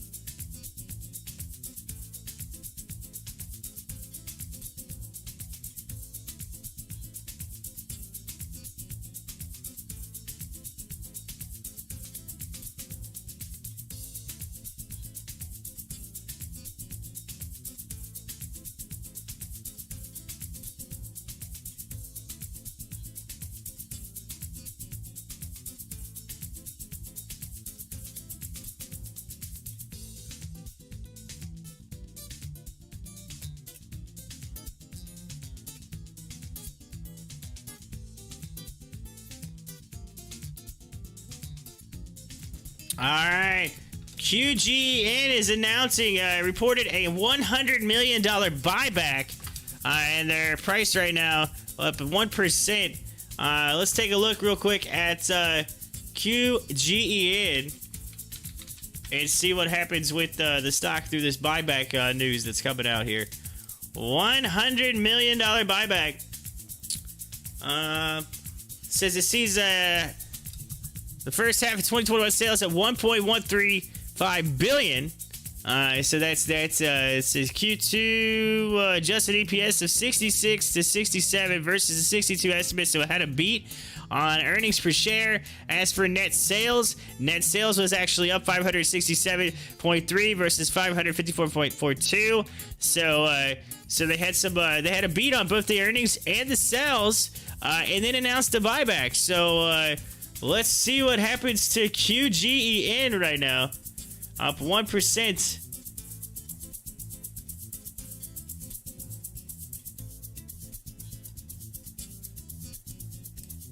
It's suspended right now.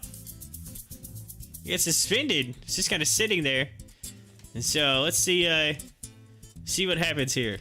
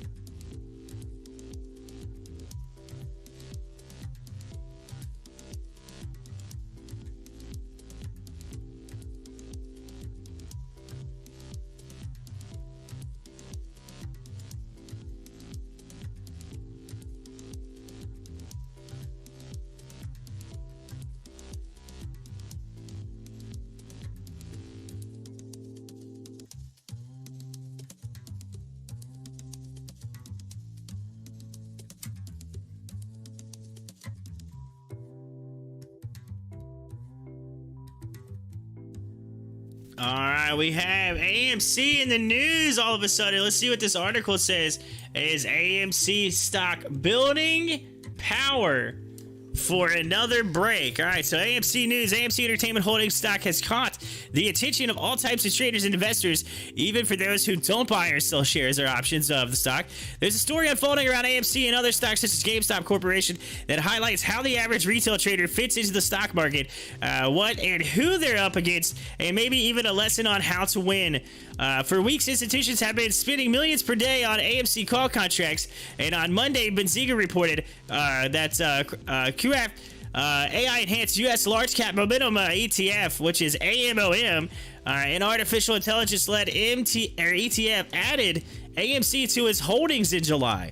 Many institutions are holding shares of AMC. The Vanguard Group Incorporated and BlackRock have the largest positions and hold 37,441,784 and 27,334,957 shares each, respectively. Not all of the company's statistics are available to the average traders, such as whether naked shorting is occurring on a security. Yes, naked shorting, it happens. But knowing The short interest in a stock has become highly important to navigate the markets. Naked short positions hold a stock down unfairly, and many retail investors believe there are enough naked short positions on AMC to drive the stock, to over $100 if the shorts are first to cover their position. So short squeeze could happen, and many believe it will go over $100 if that does happen. The AMC chart, AMC stock, has been trading under a descending trend line since making a new all-time high of $72.62 on June 2nd. On July 7th, the stock fell under a resistance level at $47.91, reclaimed it on Thursday, and fell back below it on Friday. AMC is holding strong above the $40 mark, which gives the bulls confidence that the stock is consolidating in preparation for another move. Volume in AMC stock has been declining, especially in terms of bearish volume, which indicates the stock is running out of sellers. This pattern is often seen before eventual large upward swings in a stock. AMC is trading below both the 8-day and the 21-day exponential moving averages. But the 8-day EMA is trending above the 21-day EMA, which indicates bearish indecision. AMC is also trading below the 200-day simple moving averages, which indicates overall sentiment in the stock is bearish. AMC is within about 18% of all three moving averages, and if bulls take control, can easily regain all three. Boom! Bulls want to see bearish volume continue to decrease and for bullish volume to enter the stock and drive it up close above the upper resistance level. If it can regain $47.91 as support, it has room to move up to $51.50, which could help AMC test the descending trend line and possibly make a bull break above it. Bulls want to see bearish volume increase to drop AMC's stock down to the $40 level. $40 is a must-hold level for the bulls and the bears, as there is no recent price history to support AMC below $40 until around the $20 mark. AMC price action shares of AMC were trading down 4.81% at $43.97 at the last check on Monday. And currently, yes, that's where it was, $43.97 just a second ago. So there you go. We've got that that potential. And so like the marks are there. Let's go ahead and take a look at AMC, since this is still suspended and kind of sitting there. I want to refresh and double check, but yes. And then let's go full screen on it. Let's get AMC on the chart pattern here. Let's see if we can update our chart and get everything squared and fixed up here. As it loads, we'll go to the daily chart. You can see this right here. We're gonna go ahead and take this away. We fell out of there. Delete out of that. And then we're gonna look at a solid level right here of support. Let's see. Horizontal. We're gonna go right here. Bam. Right there at the 37.38 mark, which they were saying $40, but it's close, right? It's in that range because you have this solid setup right here at that 37 something. So we don't really want to see it fall below there. I mean, it could potentially hit that, but here's the kicker, right? If we go straight through here and we fix this line. It is. We've had some, and I'll have to pull this up a little.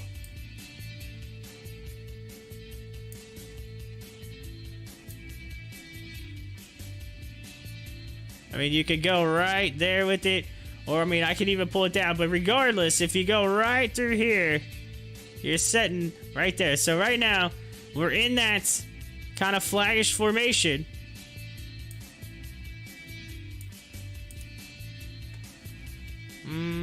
Let's see if I can get that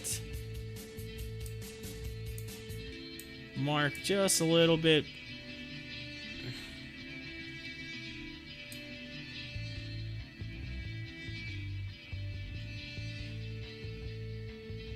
This is pretty solid in the fact that you know it could touch that $63 mark. But so we'll keep an eye. We'll keep those two there for now. We keep that 77 there from where it was at previously, but that is what we're looking at right now. AMC on the daily chart is heading right through this mark. It's come down. It's come close to that $40 mark a couple times. It's actually broke it. It looks like. Let's see. Yes, it broke it. So that 37 is solid, right? It's you can see it if you zoom out. You can see it right here where it touched it here and it touched it. That's how you know. It's come down twice and come right close to it. It looks like it's even trying. You can even see the 15 kind of turning, like it's coming down here, and then maybe set up for a run. I think that's what they're kind of talking about in that article there, to give you the heads up on the levels right there for you. Of course, the thing is, we do not want us to drop below this. If it drops below this, there's a big drop down, and it's a huge drop down, ladies and gentlemen, down to this area here. So I mean, look at that right there, $20. That's the.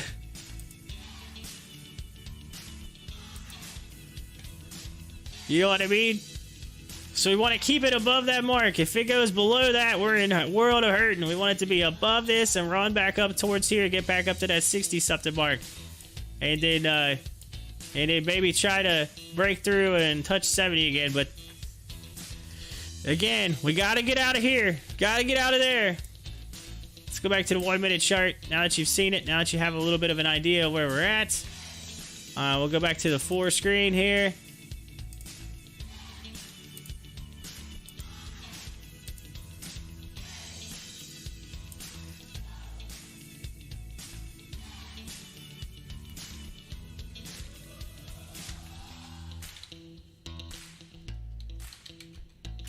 STFC, 192%. It just exploded.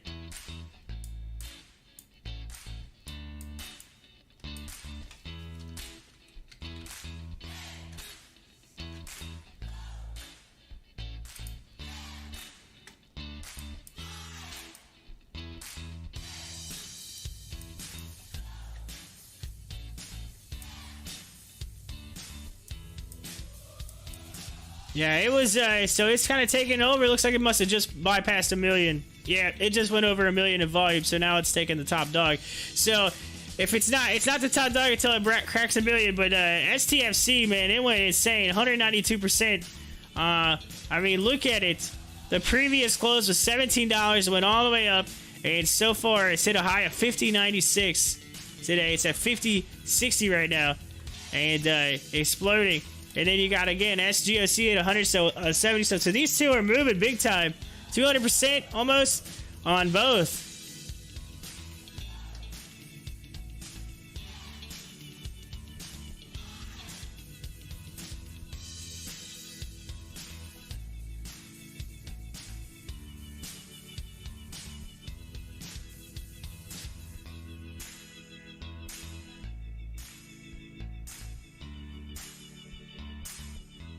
All right, so here's some interesting news. So Chamath and Kathy, they both sold on Virgin Galactic early, and so here's how much they lost by doing so. All right, so this is interesting. So since Virgin Galactic was a big story of the weekend, with founders Sir Richard Branson traveling to space aboard the Unity 22 and getting the company another step closer to taking passengers to space.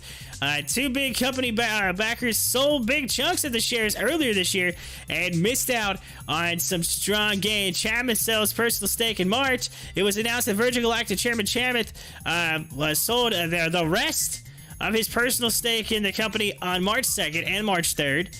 And sold 6.2 million shares of SPC at an average of around $35 a share. The transaction followed Chamath selling 3.8 million shares of Virgin Galactic in December at an average sale price of $26.11. Based on a price of $51.04 on Monday morning, Chamath's December stake sold will be worth $193.95 million compared to the $99.2 million at the time of sale, missing out on a potential gains of $94.7 million. Chamath's March sale would have been worth $316.45 million today compared to the $217 million at the time of sale, missing out on gains of $99.45 million. So missing out on right there almost $200 million right there. It's right there. It says, don't feel too bad, though, for Chamath. He still owns an indirect stake of 15.75 million Virgin Galactic shares via Social Capital's Hedosophia, which took the company public via a SPAC. That stake is worth $803.88 million today. So there you go. Let's see. Now, ARK Fund sells out of Virgin Galactic. One of the biggest backers of Virgin Galactic was ARK Invest and Kathy Wood. The ETF group owns stakes in Virgin Galactic in both the ARK Autonomous Technology and Robotics ETF and the ARK Space Exploration and Innovation ETF. From January through May, ARK Funds sold over 3.4 million shares of Virgin Galactic. The sales began on January 27th with shares around $39 and continued all the way to May 26th with shares around $27. Coincidentally, ARK Invest also brought over 735,000 shares of Virgin Galactic in March and April around a range of $24 to $27 per share. The 3.4 million shares sold by ARK Funds will be worth $173.54 million today, likely far greater than what they were sold for earlier this year. Wood took time to congratulate Branson and Virgin Galactic team on Twitter on Sunday. As for price action, shares of Virgin Galactic were down to 12.06% to $43.22 on Monday at publication. So there you go. And currently, Virgin Galactic is setting at, and I will pull it up right here, 43.26.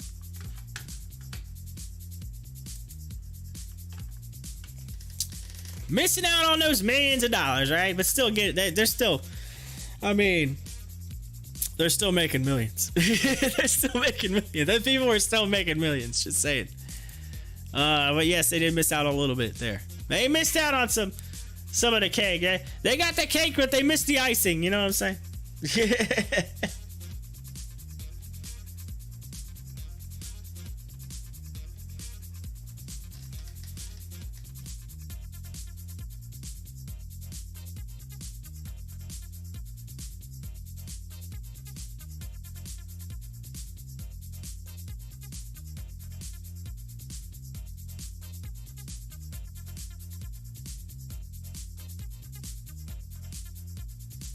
Alright, so this is absolutely a wild story. It just came across, and I'm kind of like intrigued to read this. But over 60 people have been killed in lightning strikes in India on Sunday. It said at least 60 people were killed while taking selfies atop a watchtower at the Amir Fort in Jaipur, Rajasthan, and I hope I said that right. It's always hard to say all these crazy words or crazy countries, whatever. On Sunday, following a lightning strike, at least 35 people in Uttar Pradesh and 10 people in Madhya Pradesh lost their lives on Sunday after being struck by lightning. As per the India Meteorological Department, deaths by lightning strikes have doubled since the 1960s, partly due to climate change. 60 people have been killed. That's crazy. Lightning. It's a thing, people. It's a thing.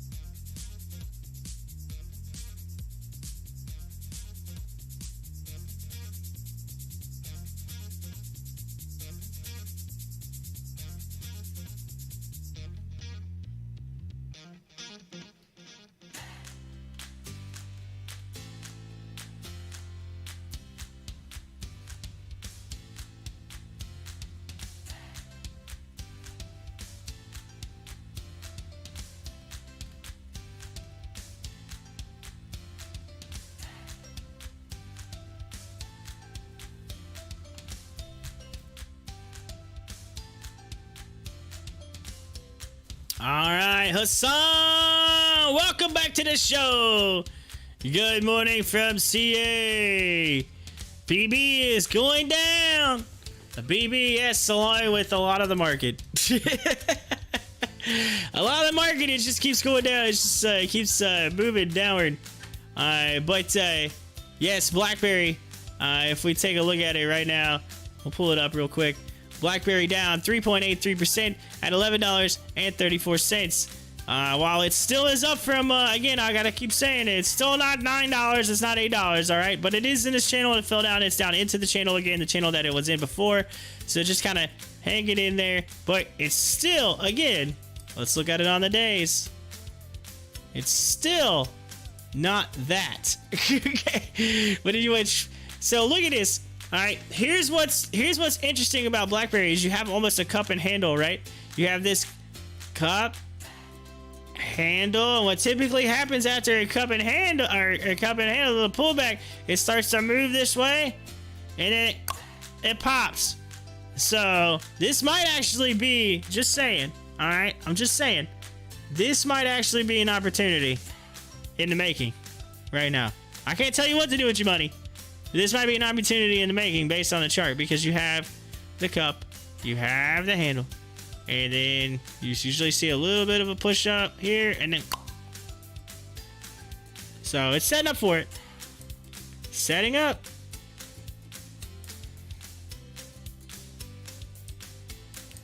Guess I need to update this chart a little bit here. We're way past this. I need to delete it. Delete.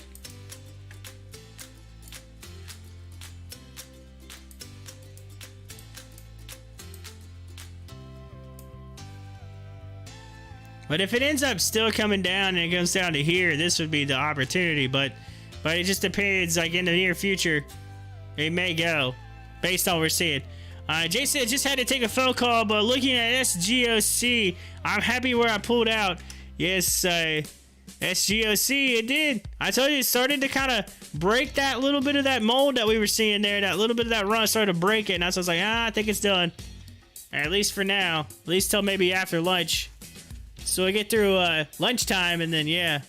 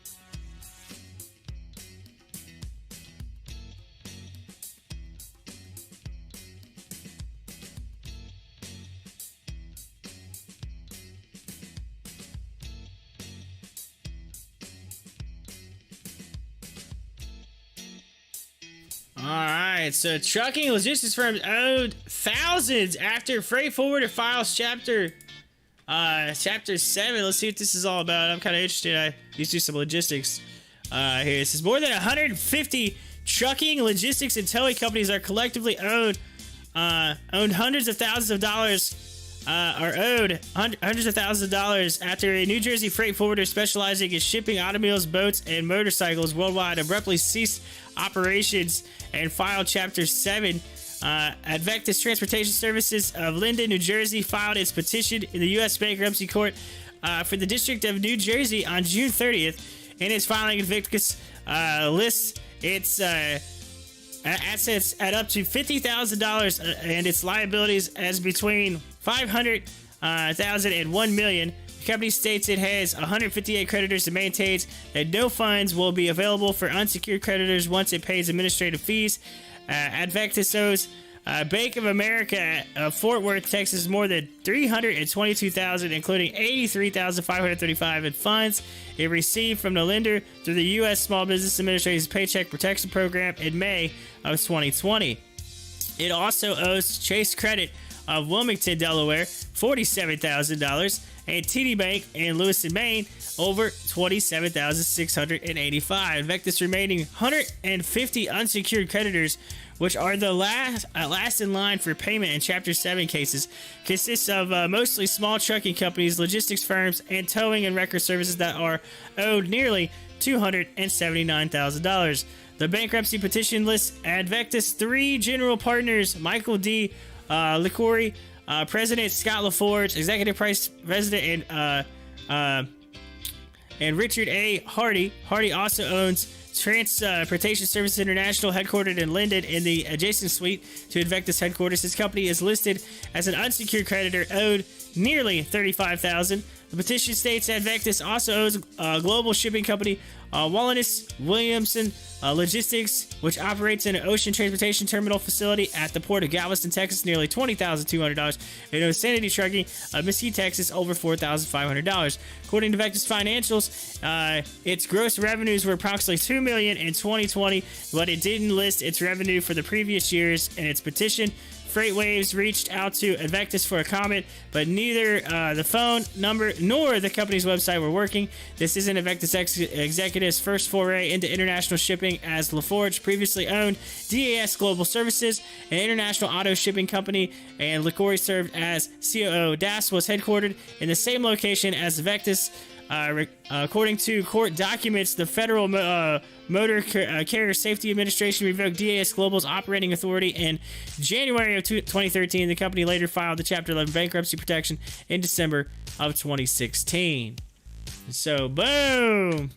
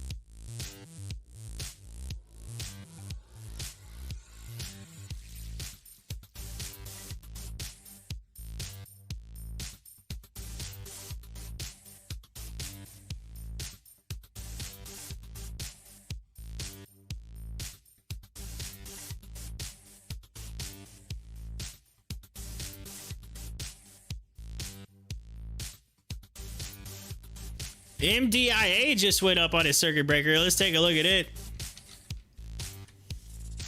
Boom! Medico!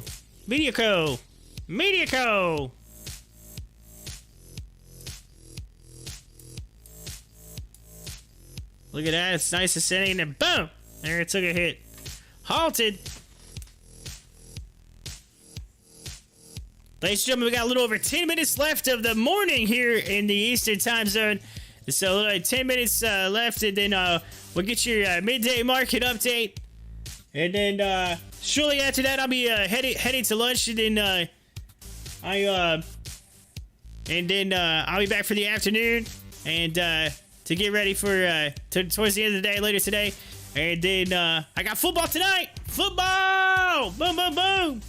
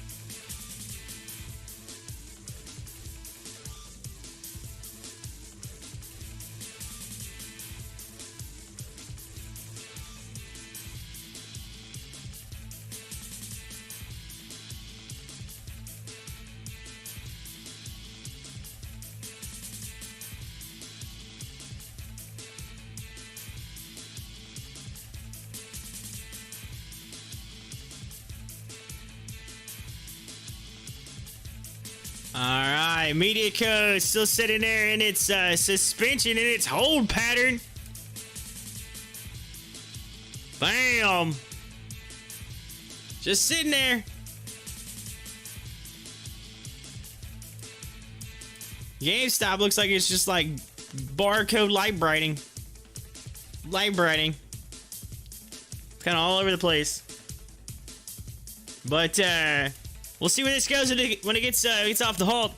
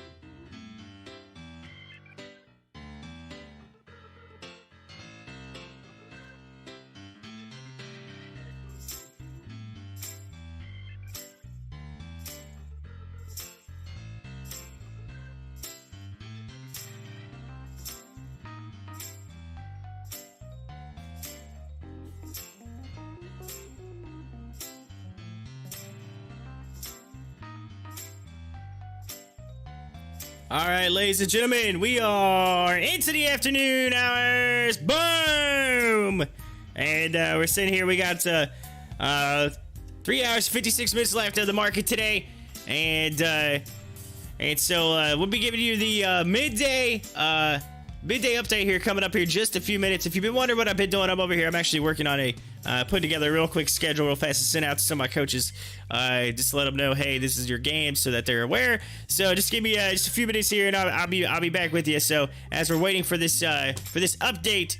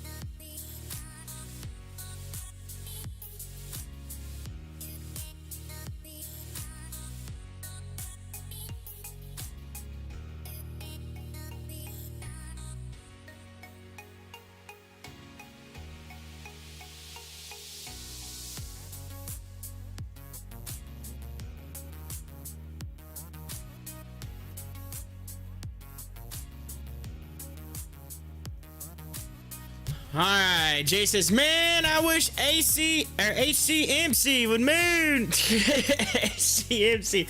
I know, right? That'd be insane. Yeah, that I would be very happy if it would moon. MediaCo finally, it looks like it opened up there. MediaCo, $7.22 of 73%. SGOC's at 151.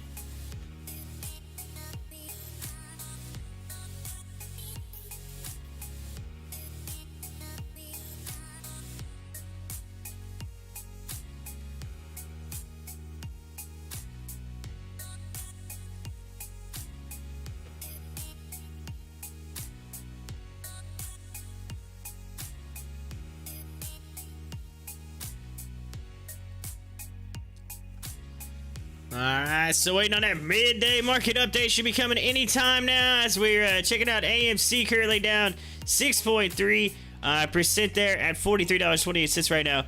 And then GameStop at 192.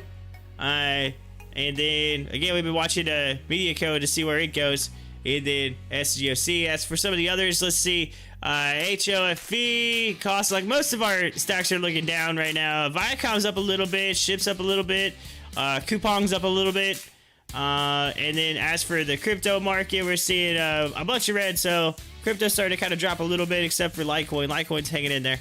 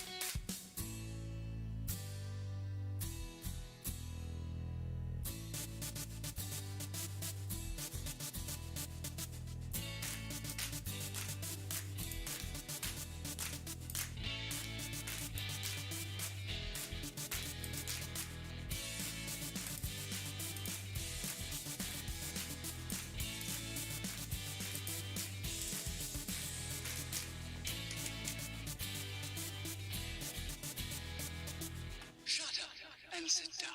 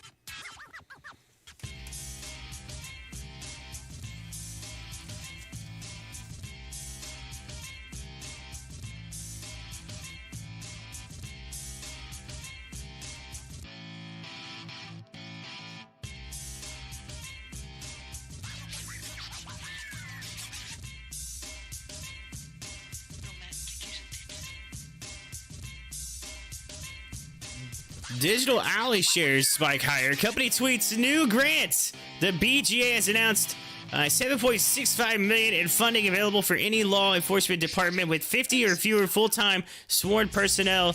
It is saying rural agencies and federally recognized tribal agencies. So there you go on Digital Alley, which currently DGLY send down 0.53%. Also, rapper Travis Scott launched a cannabis line, Cactus Farms, with connected cannabis. So Travis Scott, the rapper, launching some cannabis.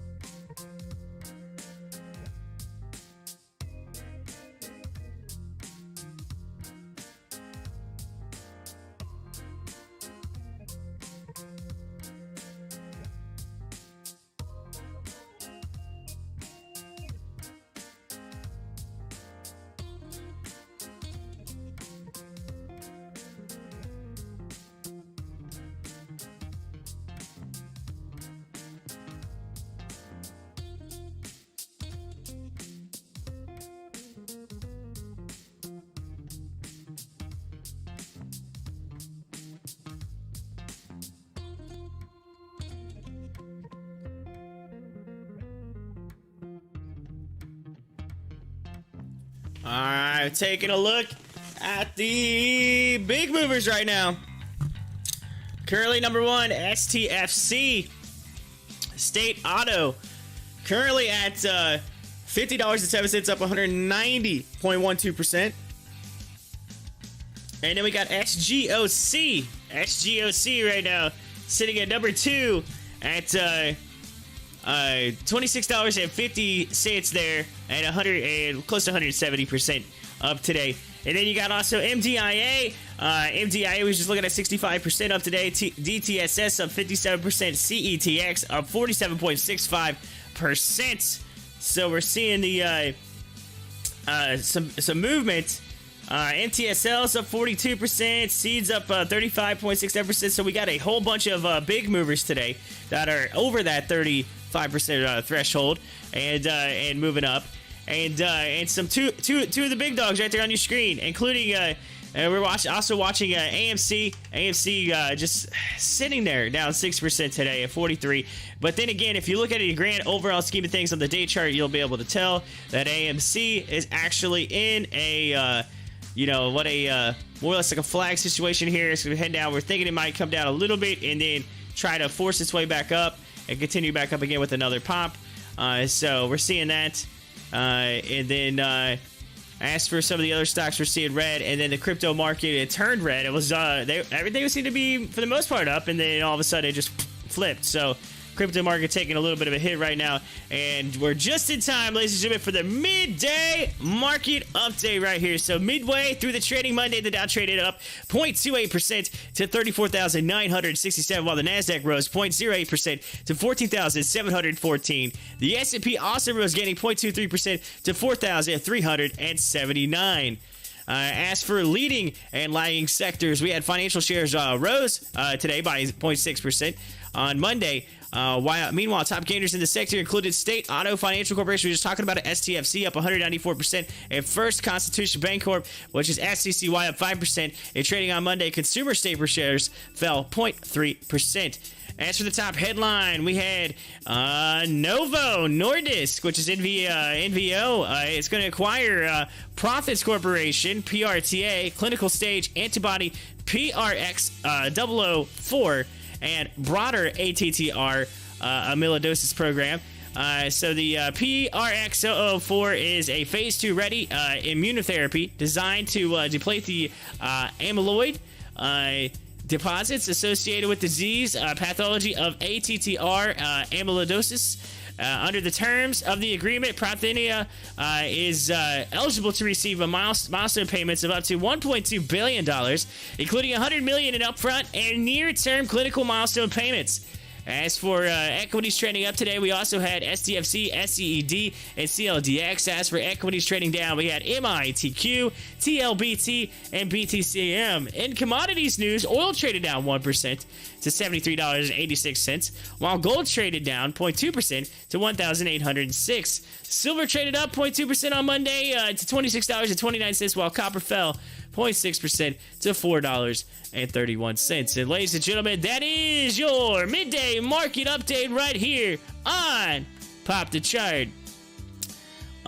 Looks like we're seeing Elon Musk news. Elon Musk is also making the news right now. It says Elon Musk added to Dogecoin's credibility, but it still could be a passing fad. OKX crypto exchange CEO is going to talk about it, and let's see what he had to say. So, exchange CEO Joe Howe, the CEO of cryptocurrency exchange OKX, pointed out that while tech tycoon Tesla CEO Elon Musk added to the credibility of coins such as Dogecoin, they still could be a passing fad. As for what happened during the exclusive interview today with Benzinga, he said that the meme coins such as Dogecoin, Shiba Inu, and Baby Doge now enjoy a higher credibility and glamour thanks to the celebrity effect that they gained with the endorsements of Musk. That being said, he also believes meme coins could just be a passing fad that only through technological innovations and enhancements to their basic infrastructure could turn into useful assets with real value. Well, as Hal pointed out to himself, the meme coin market only comprises a small portion of the crypto market. Dogecoin is still the 7th biggest cryptocurrency based on market cap, while a total value of 28.3 billion as of press time. This means that it is worth more than the established global brands such as Panasonic and Best Buy. Let's see here. Hal pointed out that despite the growth they saw earlier this year, the performance of these coins in relation to the wider markets is not very significant at the moment.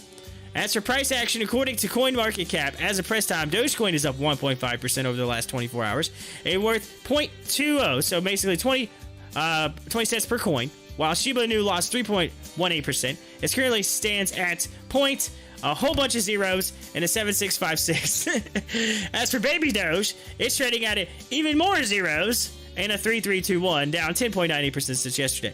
Hal concluded that while they could still be a passing fad, but if meme projects continue to evolve and enhance the technology underpinning them, then they may very well have a bright future. So there you go. So basically saying, hey, they could be a fad, but if they could just sustain the growth and continue forward and, be up far and above some of the other cryptos out there, they could sustain a bright future.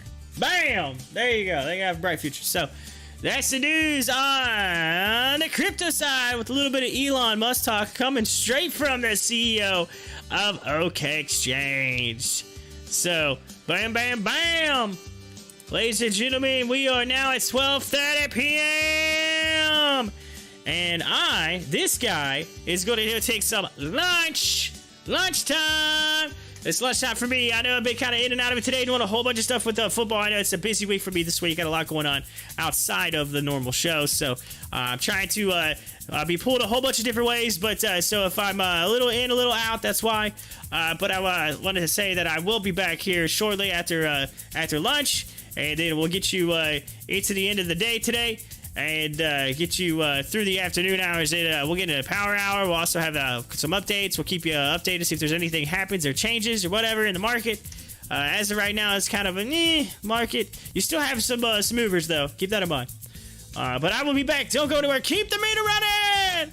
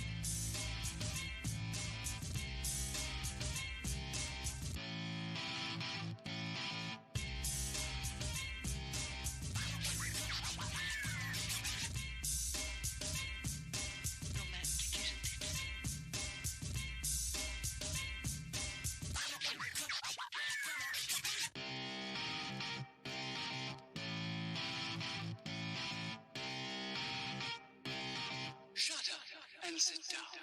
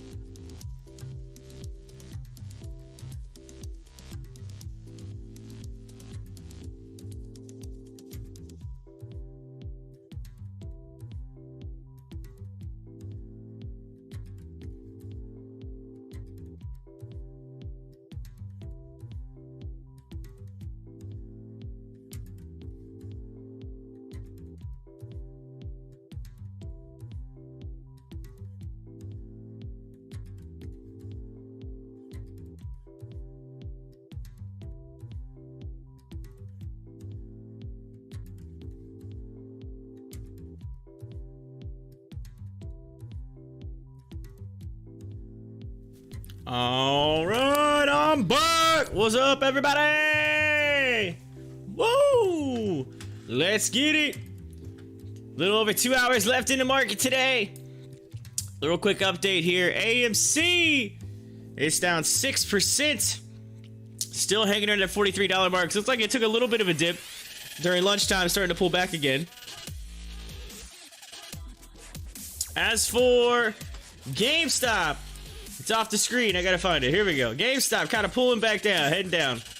It's at 190, down 0.15%, so just barely below net neutral. Went down a little lower today. Let's see, hit a low of 187, and is now back up to that 190 mark. Taking a look at the two big top movers again. STFC is just kind of sitting flat after the biggest move of this STFC was actually in the pre-market where it shot up. So I'm gonna go to the next one, which is MDIA, and let's look at it, which is MediaCo. We followed it a little bit earlier. It looks like it's suspended at 117%. So it has been moving. It went, and it just keeps going up. Suspended at almost $9, and it if you look at it, it previous closed at $4.13, opened at $4.20, and bam, all the way up. So hit a high, by the way, of $8.98, which is where it's currently at. It's suspended. Bam. Now SGOC, it's the big dog daddy of the day, sitting right now at 138.46%. So $23. Sitting there right now. Looks like Exila's in the news. Exila Technology shares are trading higher after the company highlighted its intelligent document processing system. Traders also circulate the stock as has a high short interest. So there you go. It's a high short interest name. So Exila, let's take a look at the short interest on that. I'm gonna pull up. Where is it at? Let's pull it up here. Let's go to Fintel. Let's see what Fintel says. Fintel.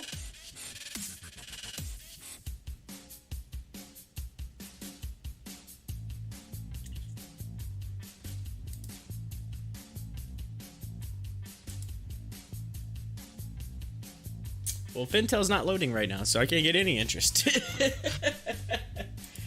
What is going on, Fintel? What are you doing? Come on, everything else is loaded.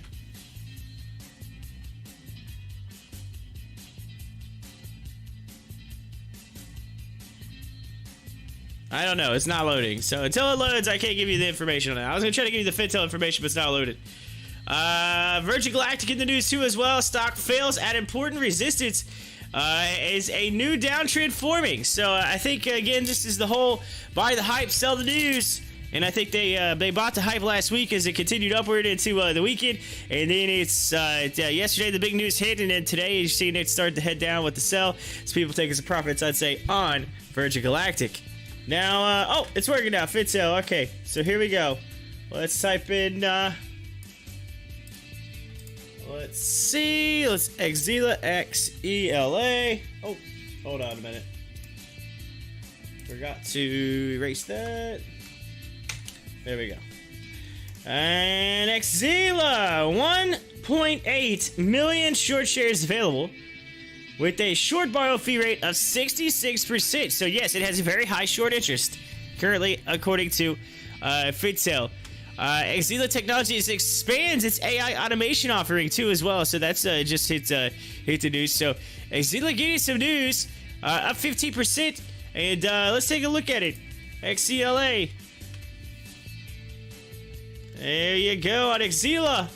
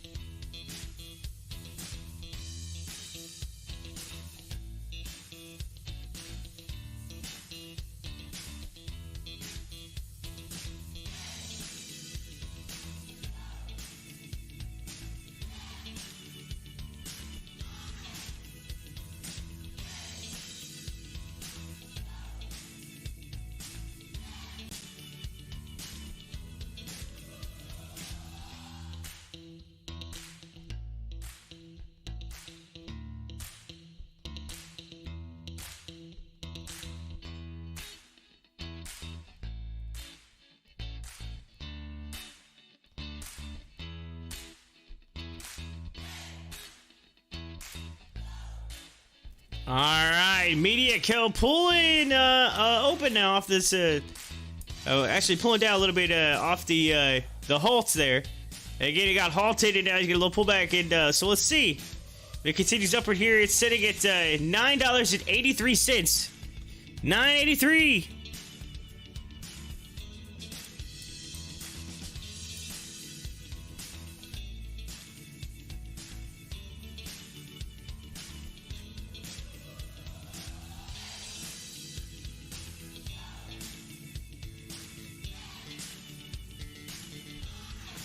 We got 3 big stocks now, including MediaCo, that are over 100% today. 129%, 137%, 195% as of right now. On SGOC, MDIA, and STFC.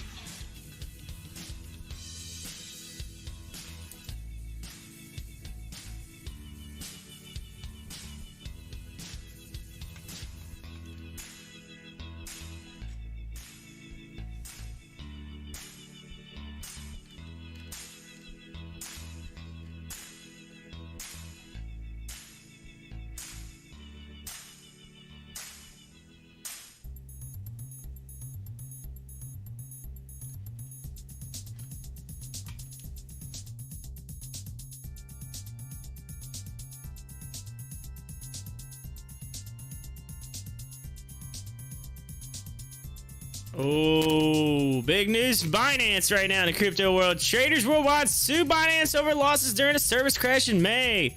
Let's take a look at this service crash in May. It says Binance faces a lawsuit over the trading service crash that happened during the May crypto market downturn, resulting in major losses for traders. What happened? According to Wall Street Journal, a report, a group of about 700 traders is working with a lawyer in France to take action against the exchange.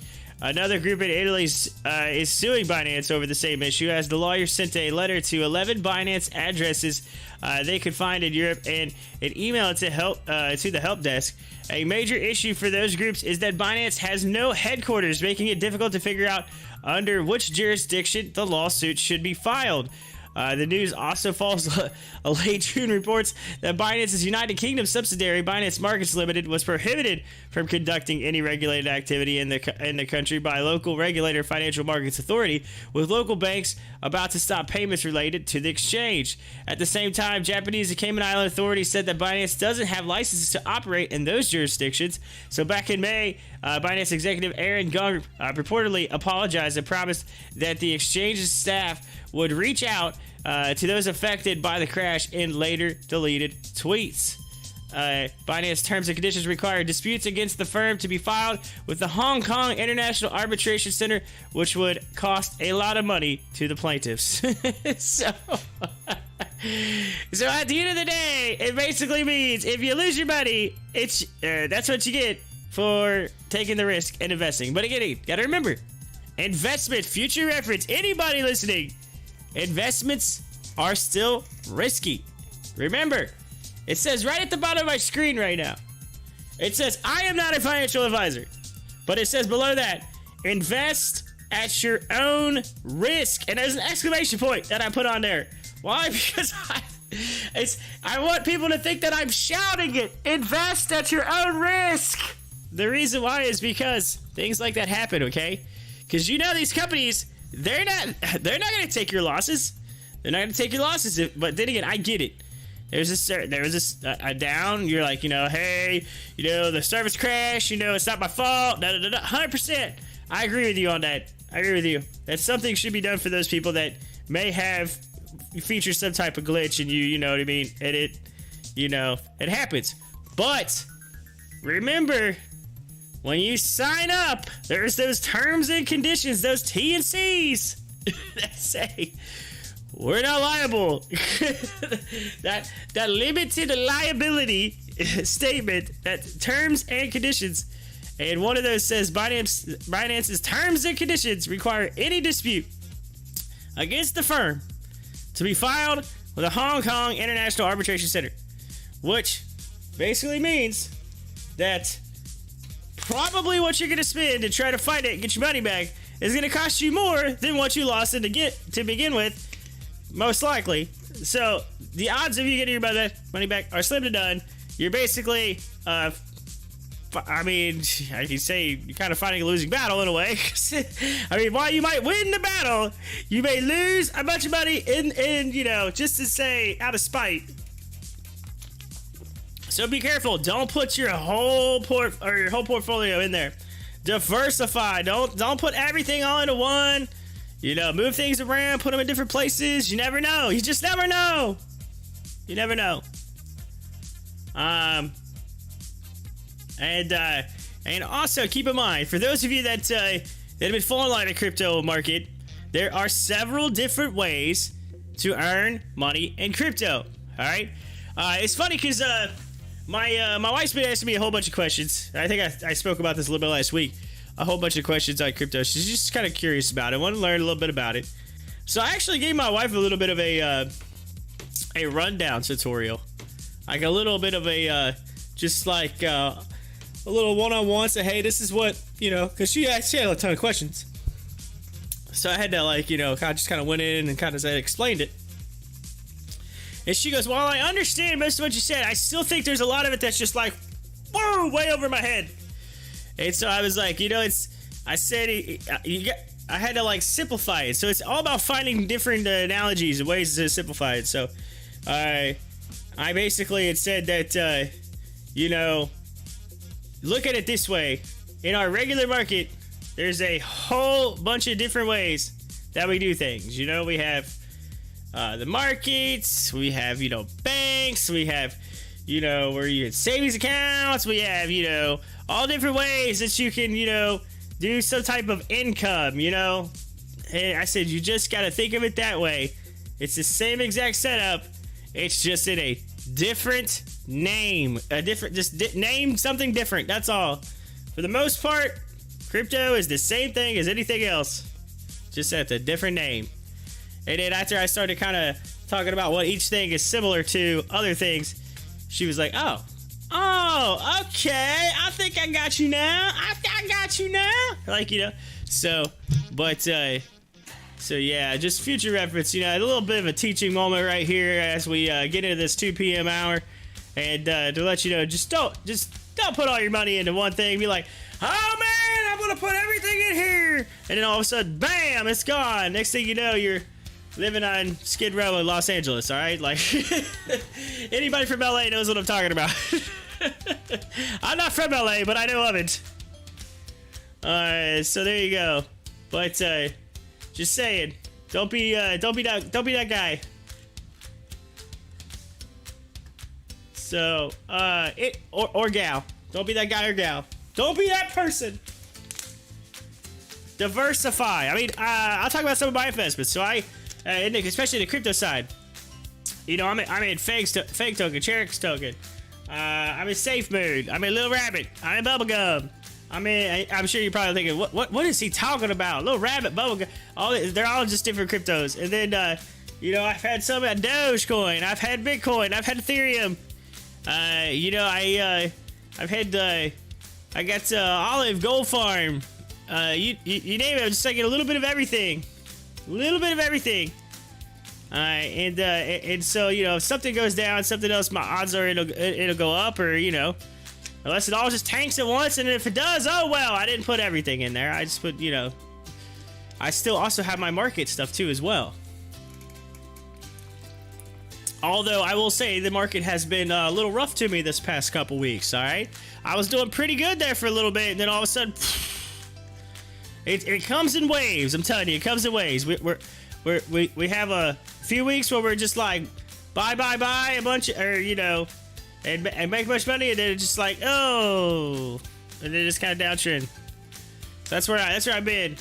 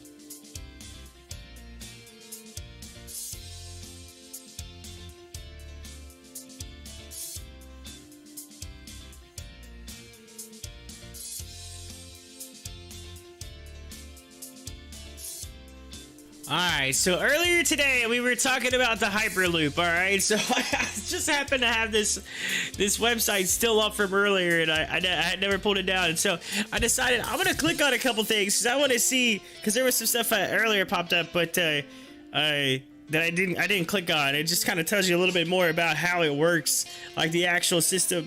And so I just think this is interesting, alright? Alright, this test is as the pod accelerates to 1,000 kilometers per hour, which I believe is roughly like 600 miles per hour or whatever. Anyway, in a near vacuum environment, you won't spill a drop of your coffee. Alright, so you could go 600 miles an hour and not spill your coffee. Like, it's just cruising, and you just, alright, I'm good. That's all of a sudden, you know, you can drop the cup. Oh, it's hot. It's hot. Oh, it's hot.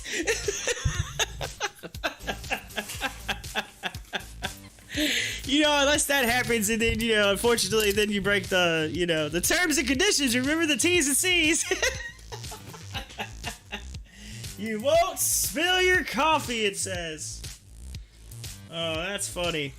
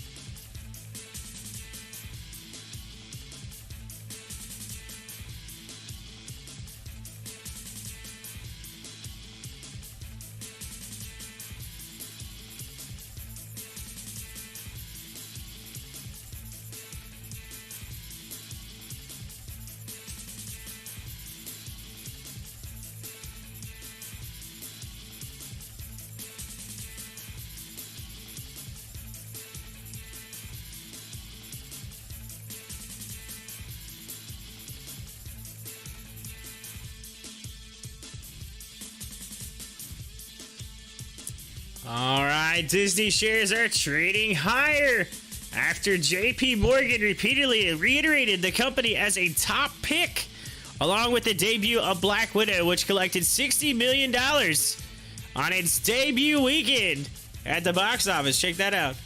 And then, as for, so that's huge for Disney, because Disney's exploding right now.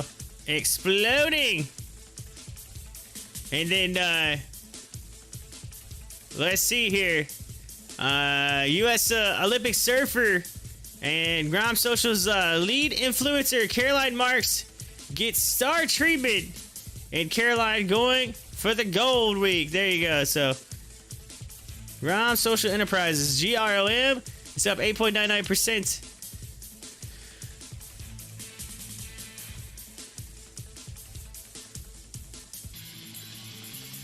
After NASDAQ listing, Canadian blockchain firm HOFV acquires 3,000 Bitcoin miners. Ooh, what's this all about? Let's see this. Let's read this. This sounds interesting. So, let's see here. Canadian Bitcoin mining from HOFV Blockchain Technologies has acquired over 3,000 Bitcoin mining rigs from digital currency group subsidiary Foundry Digital. What happened in an announcement earlier today, the Bitcoin miners said the purchase of 3,019 microBT WhatsMiner M3OS dedicated mining computers was in aid of furthering the next generation miner expansion. The machines will have an aggregate hash power of 264 petahash per second, PHS, and increases HOFV's overall Bitcoin operating hash rate by 46%. At the current difficulty and Bitcoin price, these purchase miners will generate an additional $80,000 in daily income. Bitcoin continues to have a daily volatility of plus or minus 6%, and investors need to be aware of this volatility, said HOFV in a press release. What else? As part of the terms of the deal involving acquiring these miners from Foundry Digital, HOFV will join the Foundry USA mining pool that includes several North American Bitcoin miners like BlockCap, Hut8, and Bitfarms.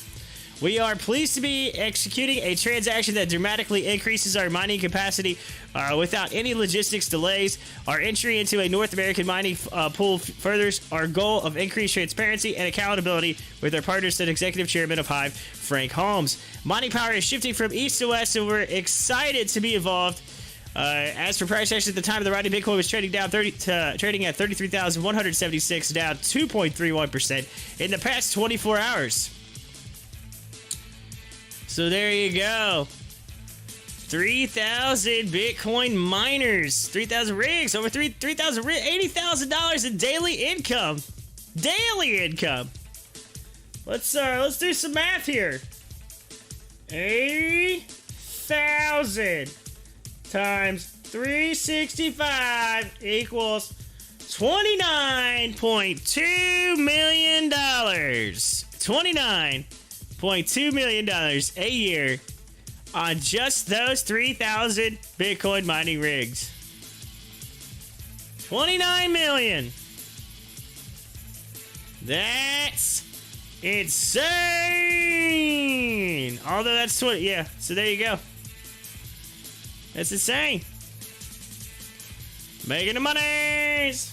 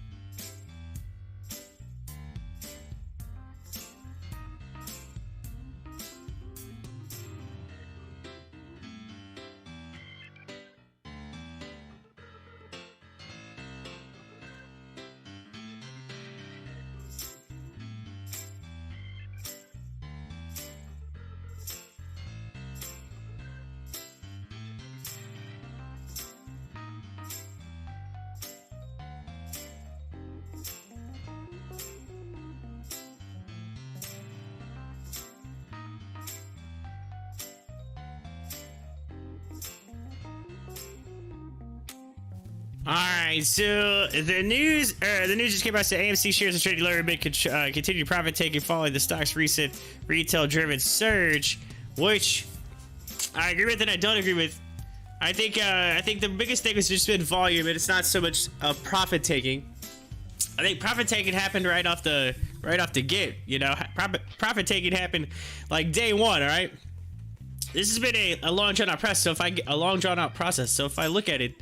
We go to AMC, we pull it out here, and we go to the daily chart. You can see that it's went up, and then it's just kind of sit there for a little bit, and then it's just kind of slowly kind of go down. I think it's profit taking. It's just consolidation too, and it's healthy to have consolidation. If it continues to go up, eventually it's going to drop down. So you just have to have that. You have that nice. You got to remember, look at where we're at right now. $42. People freaking out like it's the end of the world at AMC. Do I have to scroll off and see where we were at a while back? I mean, look at this. This is crazy. On AMC. Insane. Look where we were. Look at this. And now we're sitting here, and there's a chance. And again, it looks like it's going to. It looks like it has this nice little curve off right here. This continues kind of pushing up this way, and then we get this little curve off of that $37 mark, and bam, bounce right on up through. So, hey, we got the mid-afternoon market update though right now. Let's go ahead and get that out of the way here. Toward the end of the trading Monday, Dow traded up 0.34% to 34,987. While the Nasdaq rose 0.08% to 14,713. The S&P also rose, gaining 0.26% to 4,380. As for leading and lagging sectors, financial shares rose by 1% on Monday. Meanwhile, top gainers in the sector included State Auto Financial Corporation, which is STFC. We've been talking about it. It's up 191%. And Upstart Holdings, UPST, up 7%. And trading on Monday, consumer staples shares fell 0.3%. As for the top headline, you had NVO with the acquisition of PRTA. We kind of talked about that a little bit earlier on the acquisition there. And then as for equities trading up, we had STFC, we had SEED, and CLDX. As for equities trading down, we had MITQ, we had TBLT, and BTCM. In commodities news, oil traded down 0.9% to $73.86, while gold traded down 0.2% to $1,806. As for silver, it traded up 0.1% on Monday to $26.25, while copper fell 0.6% to $4.32. And ladies and gentlemen, that is your mid-afternoon market update right here on Pop the Chart. Alrighty. We got an hour and 26 minutes left today. 26 minutes until Power Hour. We'll get that in there as Disney continues to be in the news right here. Like Disney stock takes off, and options traders join the ride. Options traders jumping in on Disney. And Disney is continuing to explode. I mean, explode with all the content that they have with Disney Plus, Hulu. You got ESPN. You got all kinds of stuff. They own a big, giant, large conglomerate corporation, but they are exploding. Exploding. The company, and so is the stock. Let's go to the 4 screen again, and we'll pull up Disney here. We'll go to let's see here. Let's get GME here. Let's get AMC over here, and then we're gonna go to Disney right here. DIS. Disney. And then we're going to go to, oh, that is not what I wanted. AMC. Let me click down here. DIS. There we go. And then we're going to go to SGOC. And go to the 1 minute chart. And you can see Disney right now sitting there at 182. Get these in, we're center screen them there. All right, so Disney Like I said, 182.17, it's up 2.90%. Let's look at it. Disney racked in $60 million this weekend when it debuted Marvel's Black Widow on its streaming service Disney Plus and in theaters. The news helped Disney stock break up bullishly from a descending trend line. It had been trading under since March 10th, 2 days after reaching an all-time high of $203.02. On Monday morning, it looked as though Disney was headed toward its next resistance level near the $182 mark, and was the stock printing another green bullish candle. On Thursday and Friday, Disney stock printed a bullish kicker candlestick pattern with two large green candlesticks after a bearish action indicating higher prices were in the cards on Monday. On Friday, options traders hammered Disney call contracts after recognizing the sentiment change in the stock, and on Monday, a number of options traders continued to enter the trade and purchased $549,712 worth of call contracts. And so if you're wondering why this is important, it says when a sweep order occurs, it indicates the trader wanted to get into a position quickly and is anticipating an imminent large move in the stock price. A sweeper pays the market price for the call or put option instead of placing a bid, which sweeps the order book of multiple exchanges to fill the order immediately.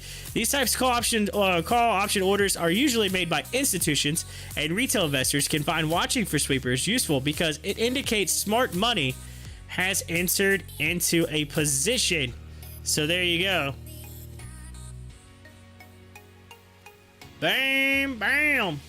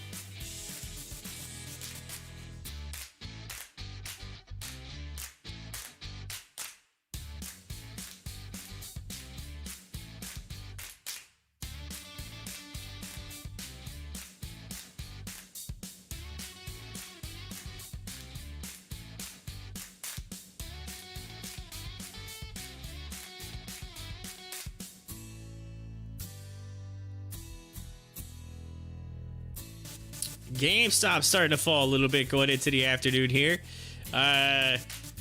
Went down to 189. It's down almost 1% today. So it's been kind of, you know, again, light brighting, and then we just had a big drop on it right there just a few minutes ago. And so someone looks like they might have sold a little bit there. But Disney just continues to roll. It's just in a nice upward ascending level there. WRX is also moving today. WRX, let's take a look at it. Which is Slack Technology. Slack, even though it says it's, wait a second. Oh, WRX. Works, sorry. I was gonna say, that didn't make any sense. Yeah, up 81%. Look at that, that looks nice. Woo! Heading up. Works, SC Works Corp is moving. $3.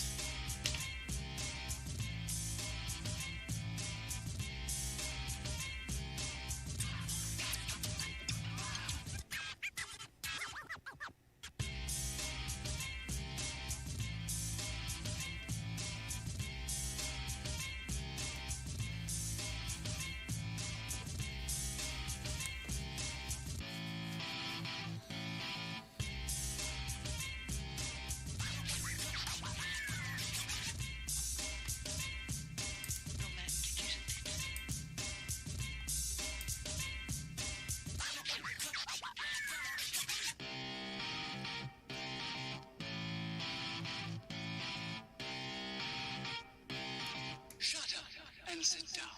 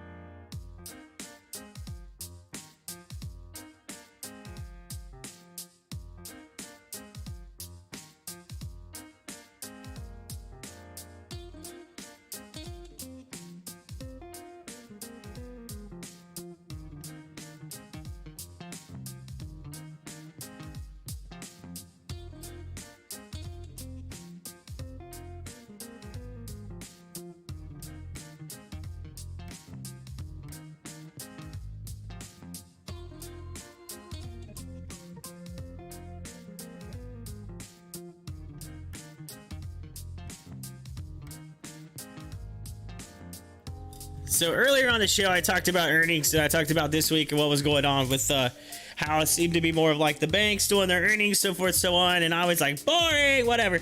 But so I'm trying to see if there's anything that even looks remotely possible to do. One that keeps popping up is CIDM, but it's showing it on Wednesday. However, I don't know if I'll be able to do anything on Wednesday.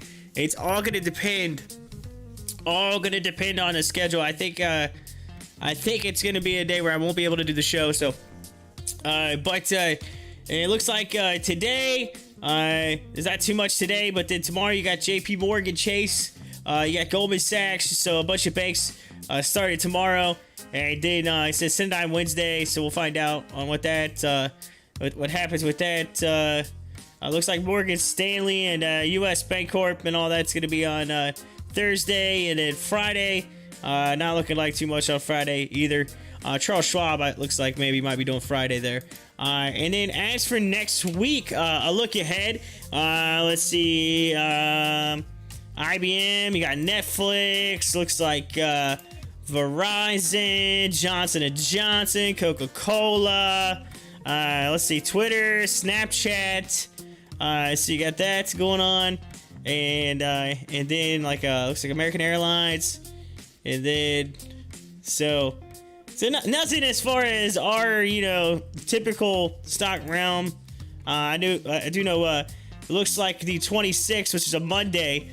So we'll have Tesla that day, which would be nice. So Tesla coming up possibly. And again, a lot of this is going to determine. So I'm not going to be doing as many earnings anyway, to keep that in mind, because I'll be coaching football. So in the evenings, I won't be able to do a lot of the earnings calls. But we'll still be able to pull, to try to stay with what's going on somewhat. And then we got, like I say, Microsoft, it's Apple, looks like AMD, Google's on the 27th, Facebook, looks like Boeing, you got Ford on the 28th, Amazon, PLTR, you got HOFV reporting on Friday the 30th, so with that being a Friday, you should be able to do that one, but there you go. So, bam, bam, it's looks like the 26th to the 30th is the big earnings week, in my opinion, when it comes to actual earnings. That's interesting.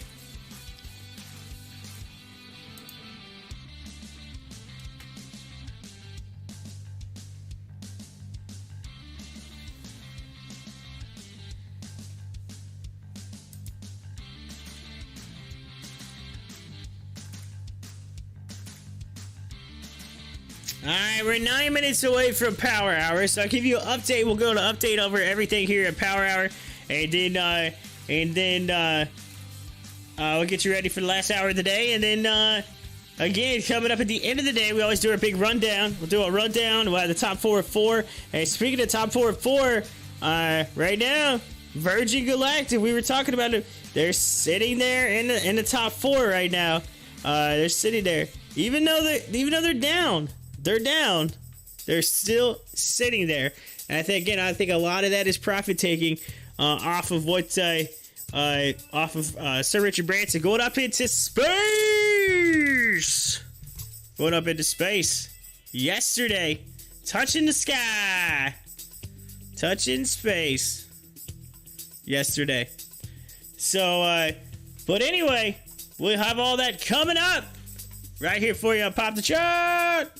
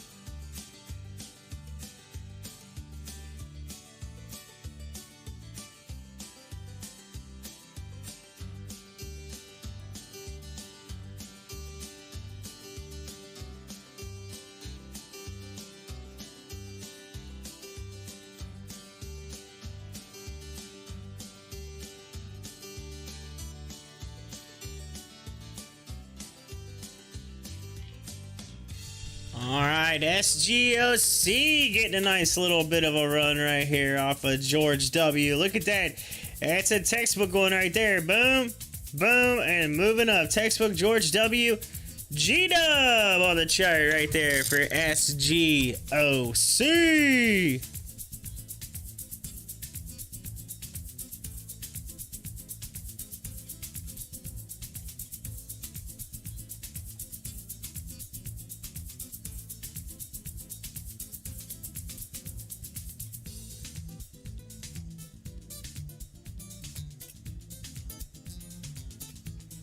All right, Walmart funded Flipkart raises $3.6 billion as U.S. IPO anticipated.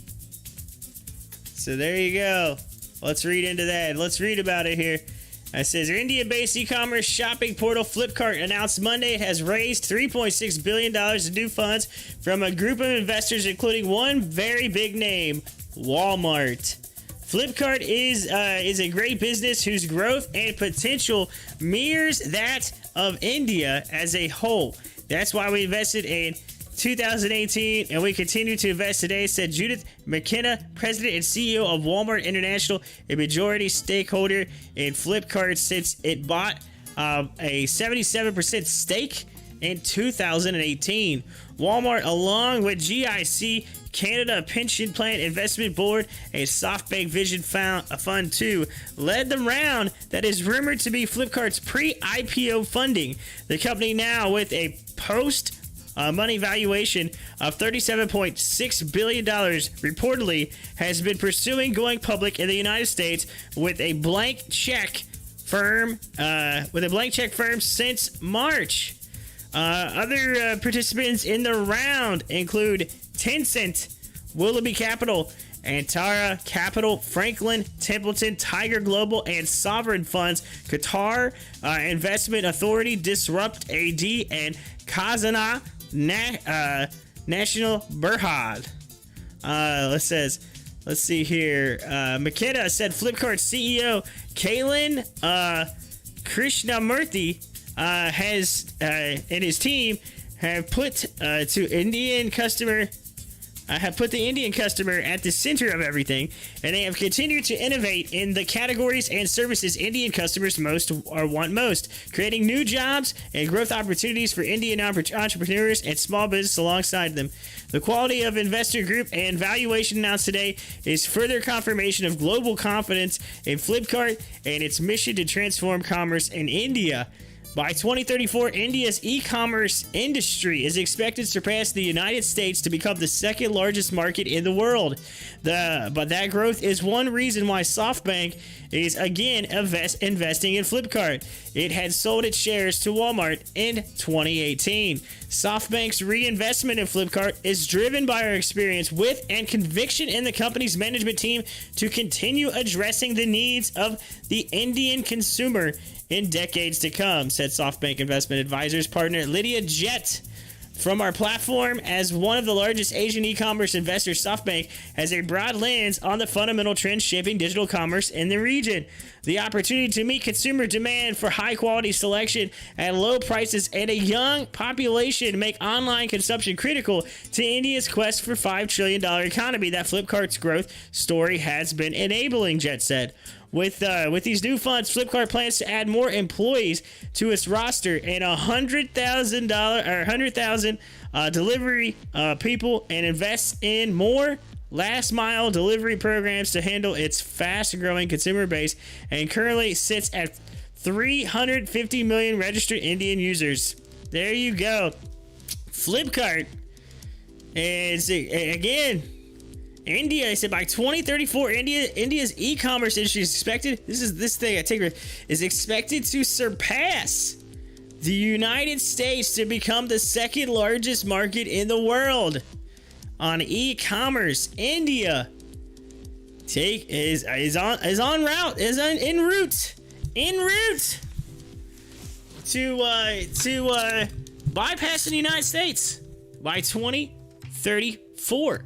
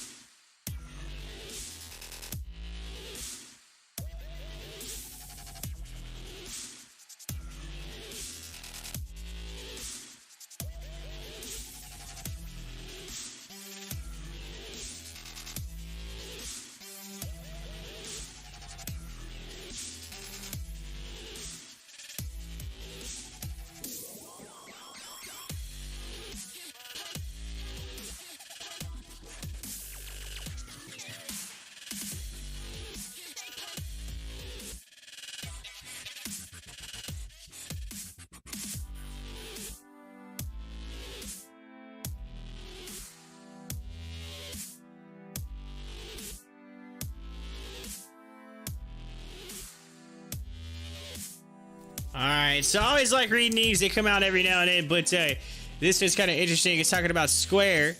All right, it says if you had invested $1,000 into Square stock 1 year ago, here's how much you'd have now.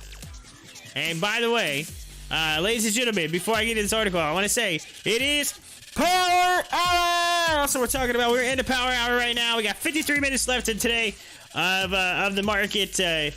So last hour of the day, been kind of a day, real kind of slow, I'd say. I mean, outside of the few stocks that really moved today, which we will talk about coming up here at the end of the show here. So anyway, investors who have owned stocks in the last year have generally experienced some big gains. In fact, the Spider S&P 500 total return over the last 12 months is 39.1%, but there is no question some big name stocks perform better than others along the way.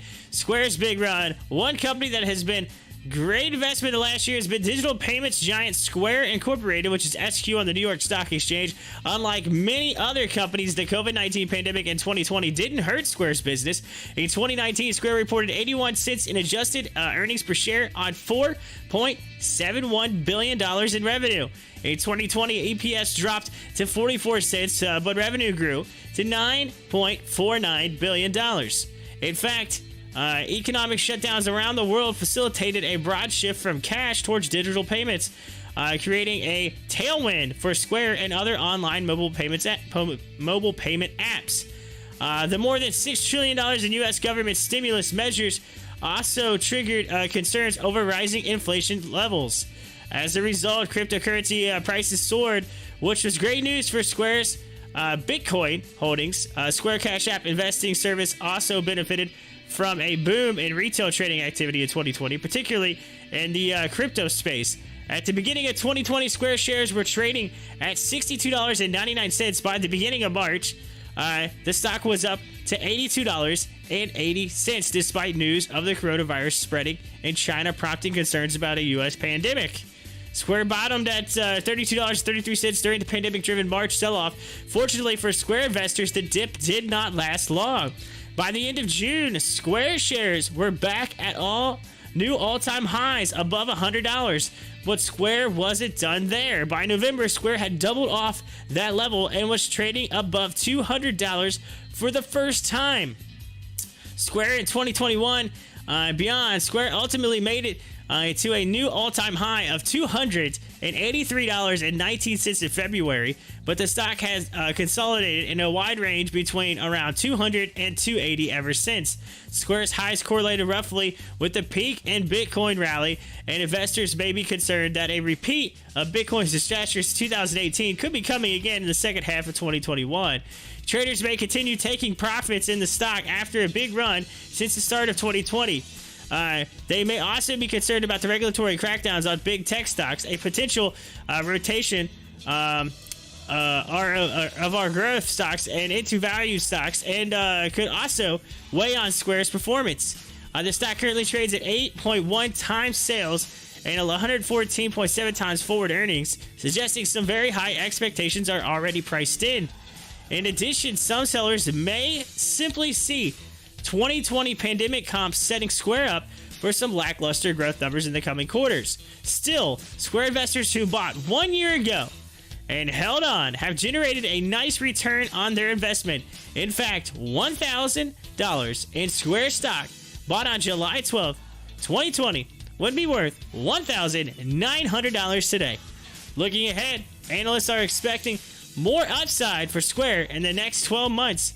The average price target among the 37 analysts covering the stock is $281, suggesting a 15.5% upside from the current levels. So there you go. They're saying Square still got a 15% upside from where it's at right now.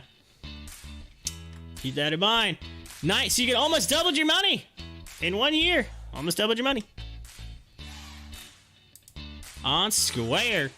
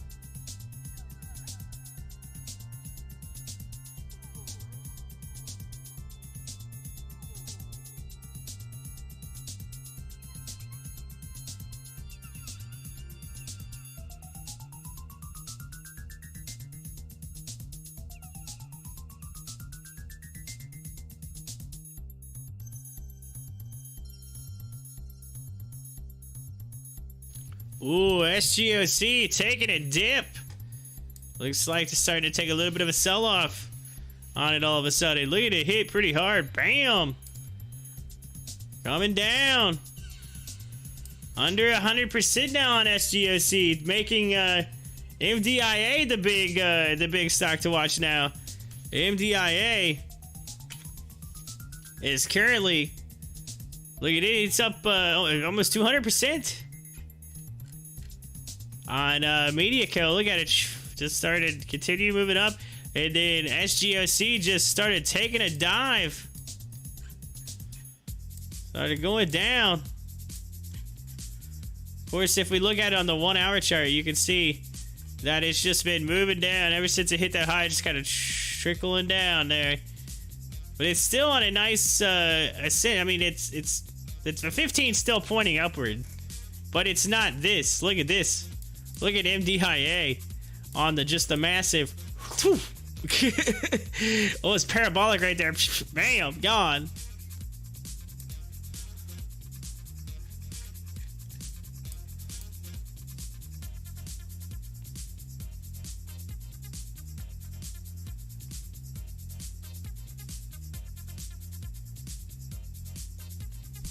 Disney shares spike to session high on volume. Variety reports Disney plans to raise the ESPN Plus monthly and annual subscription cost. So they're saying, oh, I guess we're gonna have to raise it. Which is kind of funny because I was talking with my with some of my family over the weekend, and they were talking about how there was the fight. It was I guess Saturday night, and they were like, oh, they're like, yeah, they said it's on ESPN Plus. I think they're like, I think if you just take the Disney package where you get Disney Plus and Hulu and ESPN Plus all together, I'm pretty sure you can watch the fight. It's only like a few bucks, you know, for all of it. It's like a package deal. You get everything. And so I think a lot of people probably jumped on board for the fight. And I would say for that, and I would say Disney probably was like, oh man, we could have made a lot more money if our ESPN Plus was a little bit higher.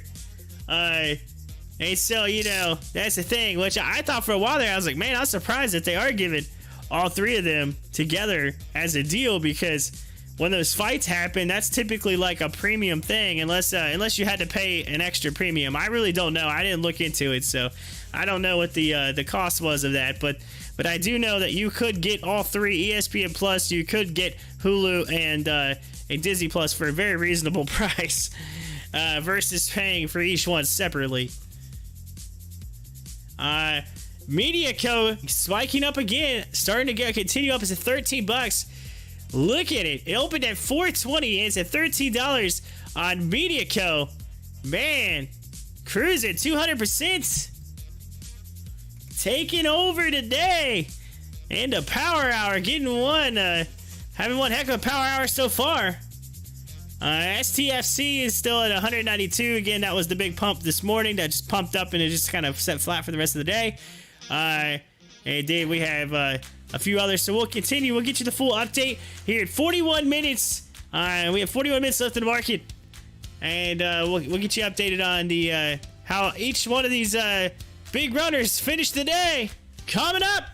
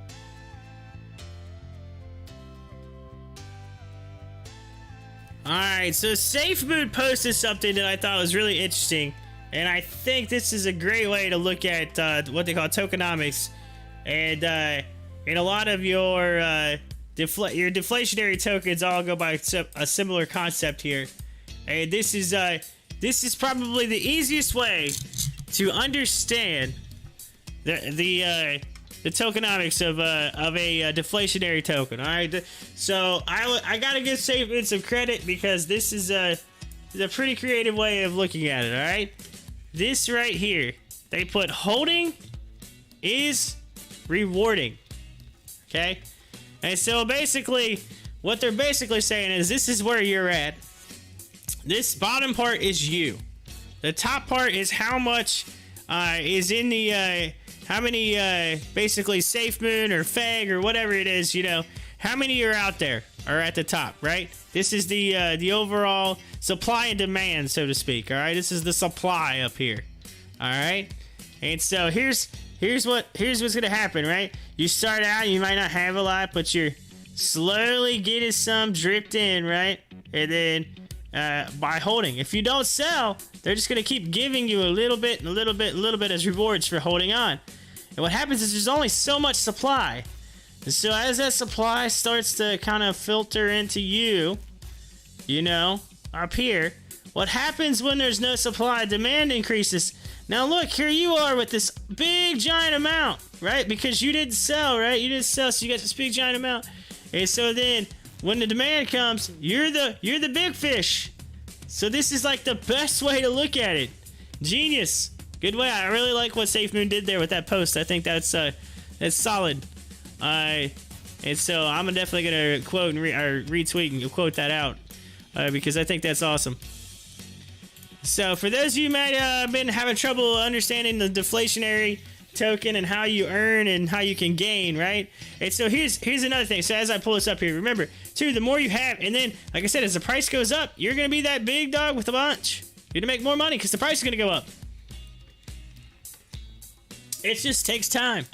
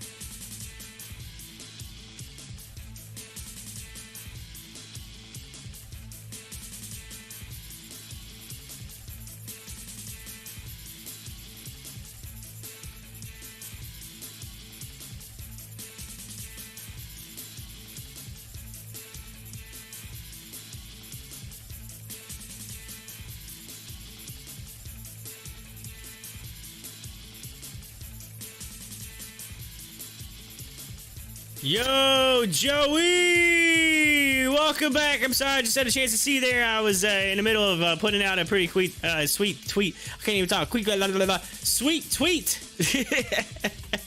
It's a little educational thing that Safe did I thought was pretty nice. But Joey says AMC sucked again today.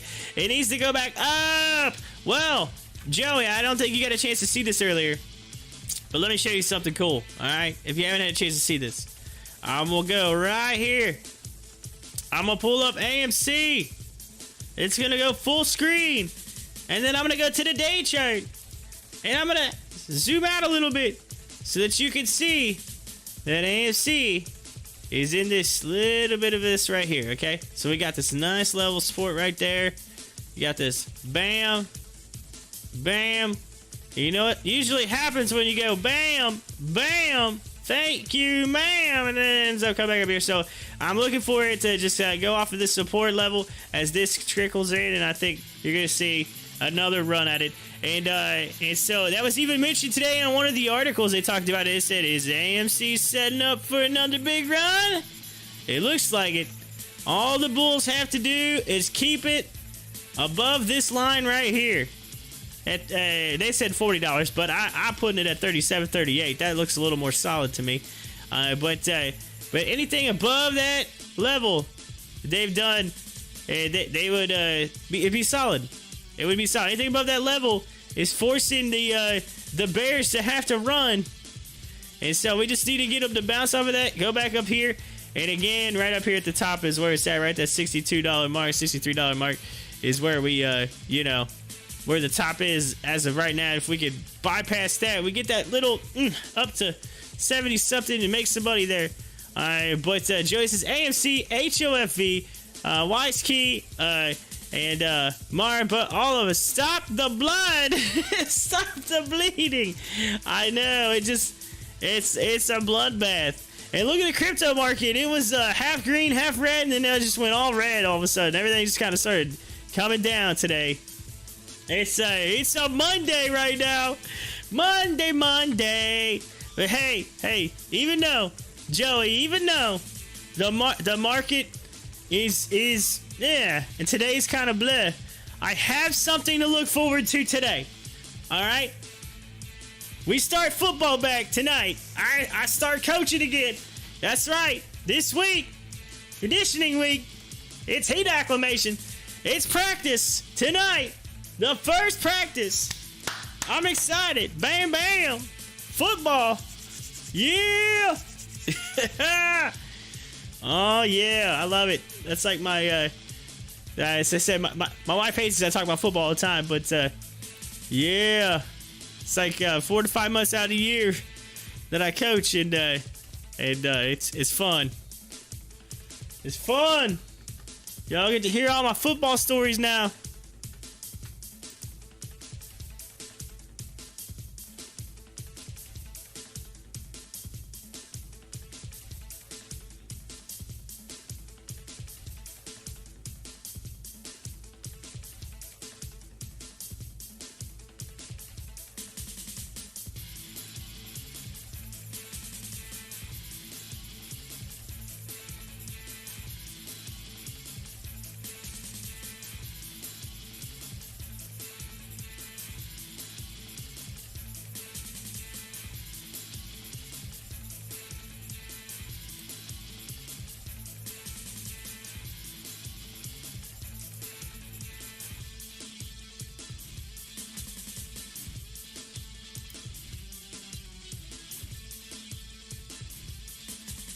Joey says it needs to go back up in the 60s. It is eating into my Generac money. He's like, I need a Generac. Ah! Oh.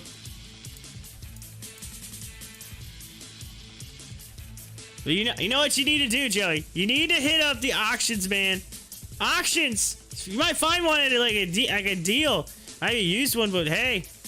Or even one that's like new, but maybe had like a little something, and then you could just like, warranty it out or something, or fix it. That's the way to do it. You get a little cheaper. And then, you might just have to do that right now. No, I'm kidding. I think this is what's going to happen, all right? I think we're going to end up seeing a bam and then back up to 60 something. I think you're gonna see it. You might be able to get your Generac. You might be able to do it. I have a feeling. I have a feeling.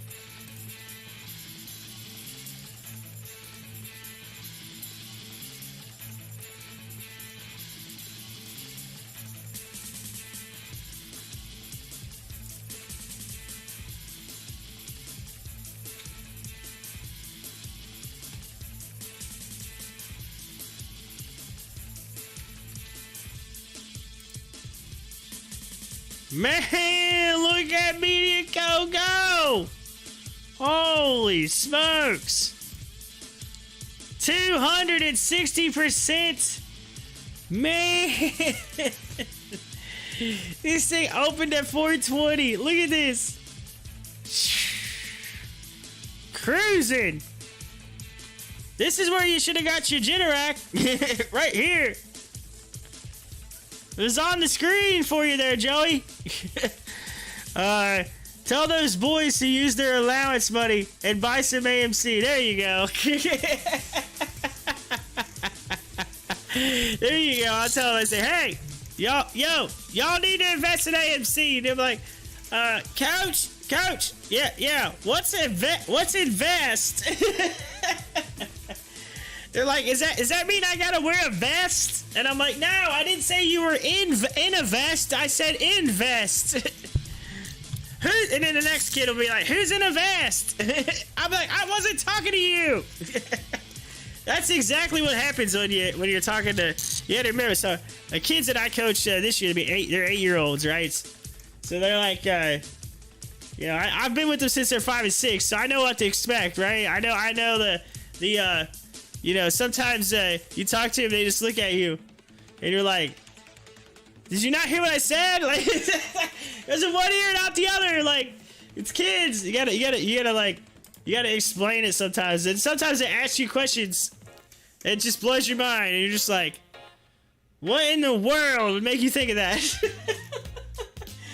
Kids say the darndest things.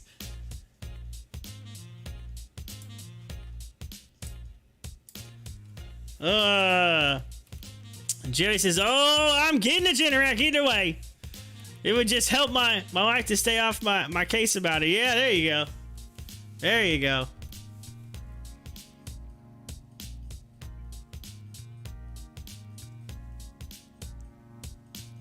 Generac. I think in the near future I'll be putting in some hardwood flooring in our house. I think that's the next project. Alright, so I don't know. It's like we just need to do it. But it's all about figuring out like which one we want to go with. What's the better option? What's better? Like it's just like choosing something. Color. It's like I literally sometimes I literally can tell my wife, say, hey, look, like here's a good deal. I don't really like the color, and I'm like, okay, what color do you want? She's like, gray. I think I want to go with the grayish. So I'm thinking, well, this is gray. She's like, yeah, but it's a different shade of gray. I'm like, so you want to pay more for a different shade of gray? What are you thinking? It's gray. Oh, well, what about the value of the house down the road? Oh, a different shade of gray is not gonna change the value of this house down the road. You're talking this shade versus this shade. What's the difference? Holy smokes! I'm like, come on. My wife, I give her a hard time every now and then, but yeah, no, she's got little quirks, little like, I want this shade of gray. And sometimes you just gotta pay the extra for that shade of gray.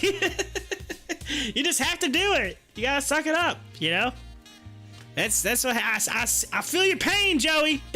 I feel your pain. She's like, get the Generac.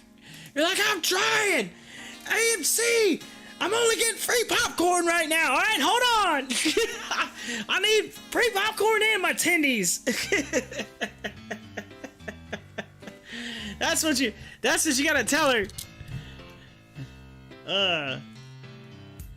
She says, it's not about your tendies, it's about the Generac. Is that how it sounds, Joey? Does it sound just like that? Oh! Yeah, that's how it sounds, isn't it? He's like, man, you nailed it. It's like that show, nailed it. that TV show, nailed it. Oh man, market close on the imbalance, 1 billion to the buy side. Yo, Carlos, if you're still in here, AT&F is in the news. Look at this. 180 Life Sciences Corp nears key levels and could break out soon. AT&F may be running, Carlos. AT&F, let's look at it. Carlos is like, I heard my name. I heard my name. What did he say?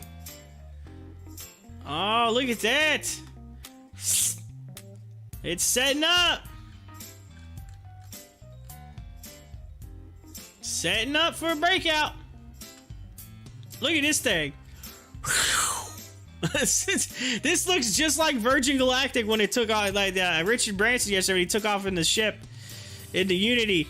It dropped down and it went. It's like curved off, hit Mach 1 and shot up. There you go. That's what. Yeah, that's what happened there.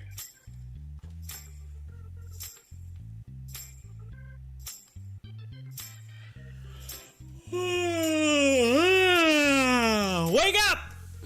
We got 16 minutes left. 16.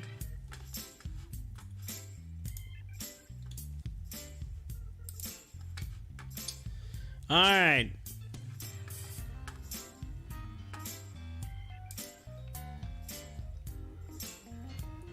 Well, here's the thing, Joey. At least you know where AMC is. So if you all of a sudden decide you want to get in, add more shares, we know where the floor is on it. All right, right there on that $37 to $40 mark, anywhere in that range. Looks like Disney is going to increase the price. Let's see. Disney says as of August 13th, price of ESPN Plus subscription will be increased from $5.99 a month to $6.99 a month. Price of Disney bundle, Disney Plus, ESPN Plus, and Hulu will remain unchanged. Okay, so here's what they're doing. They're saying, hey, we're going to raise the ESPN Plus subscription. All right? We're going to raise it. But the price of the Disney bundle is going to say it's, unchanged. So, hey, you gotta get that bundle. Yeah, you gonna pay $1 more for that, or are you gonna just jump up to the bundle now? Look at that. That's pure marketing right there. That's marketing right there. That's, hey, it's only a couple bucks more and you get the other two. Just saying. Yeah. Let's see. Joey says, nah, it's more like, I don't mind if you get it, but, and then the but conversation goes on for 15 minutes. But I don't mind. They drop in the butt. But, oh, yeah, there it is. Carlos says AT&F is ready! Yeah, it could break out soon. What are they saying? Let's see what this says. Let's see. 180 Life Sciences Corp shares are trading higher Monday after the company announced it regained compliance with the NASDAQ. There you go. The company was notified January 6th that it did not meet the listing requirements for the NASDAQ. The company then provided reasoning why it should regain compliance, and it did.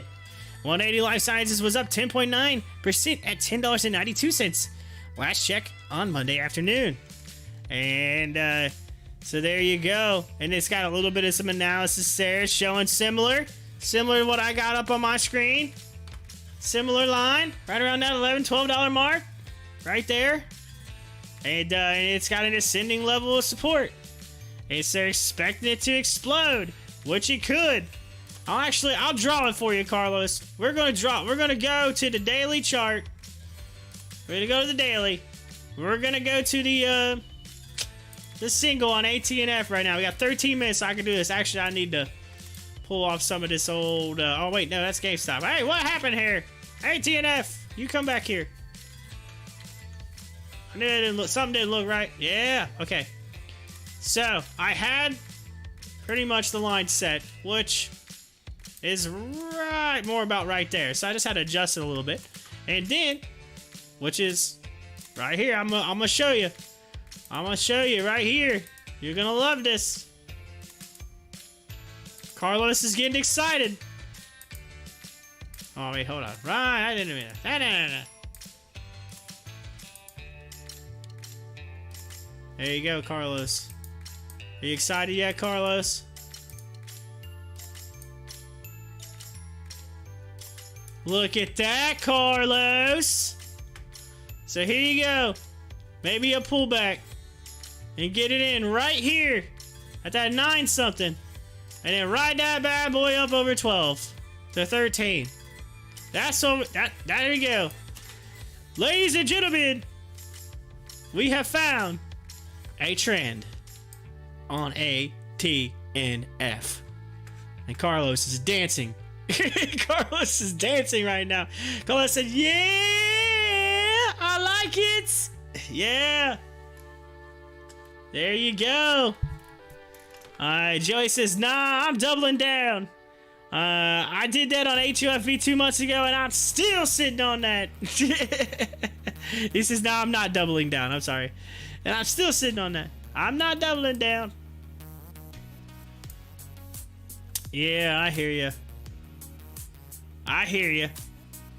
Well, there you go, Carlos. There you go. There's a level. So if this just comes down to like that $9 mark, right in this range, $9-10, get you a couple dollar gain right there.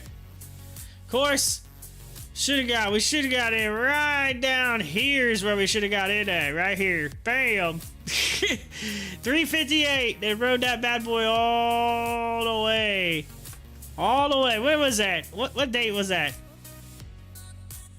Oh, well, that was March 5th. I literally had just started streaming.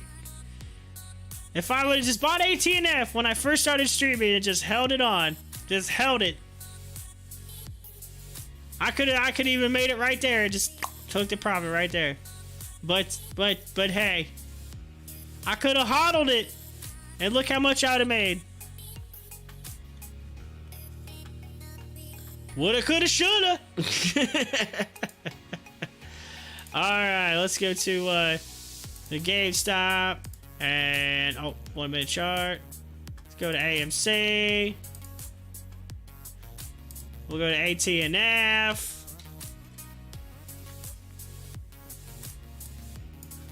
And we're gonna go to MDIA, since it's insane.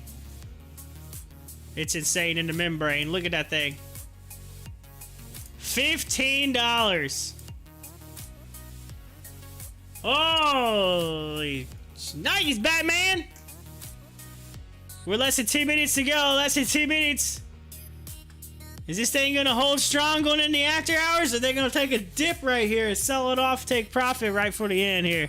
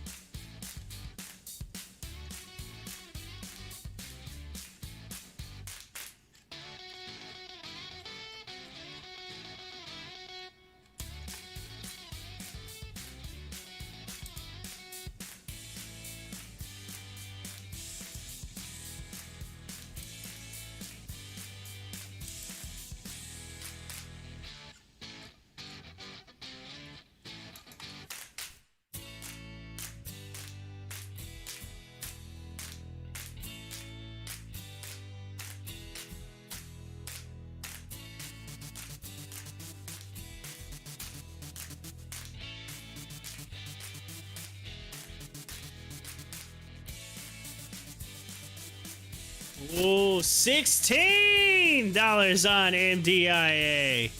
16.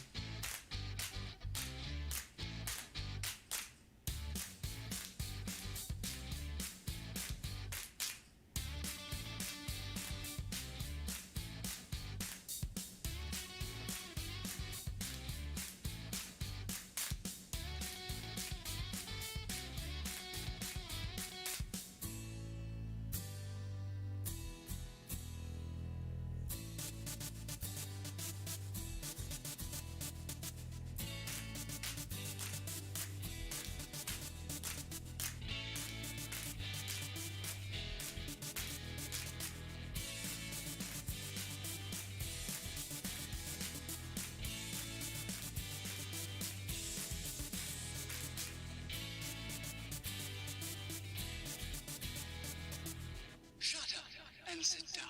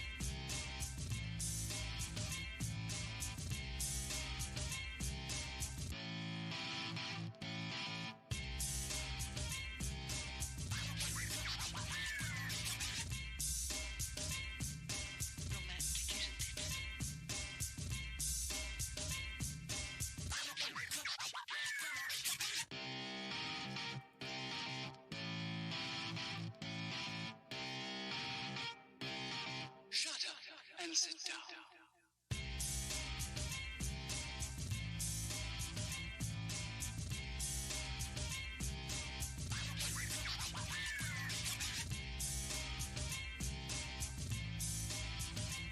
So I guess on Twitter, hashtag monthly stimulus checks now were trending or something. I don't know. But so Bitcoin posted out there, like actually Bitcoin on Twitter posted out and said, would you rather receive the stimulus check in USD or Bitcoin? and I'm just saying, Bitcoin's down 3%. There's a whole bunch of people saying that it's going to crash here in the second half of 2021. So I don't know. USD's stable, so it's a stable coin. So you're getting your money and it's sitting there. So I think it might be smart to put it in USD and hang on to it for a little bit. Wait for that crash to happen, and then buy the dip and turn that stimulus check into a huge gain. I think that would be the smart way to do it. I don't know. Then again, is it really going to crash? That's the question mark that everybody's asking. It's down 3% today. And we'll have all of the deets, the whole rundown coming at you here in just under 3.5 minutes. Yes, be giving you the full rundown, ladies and gentlemen, as we finish off this Monday.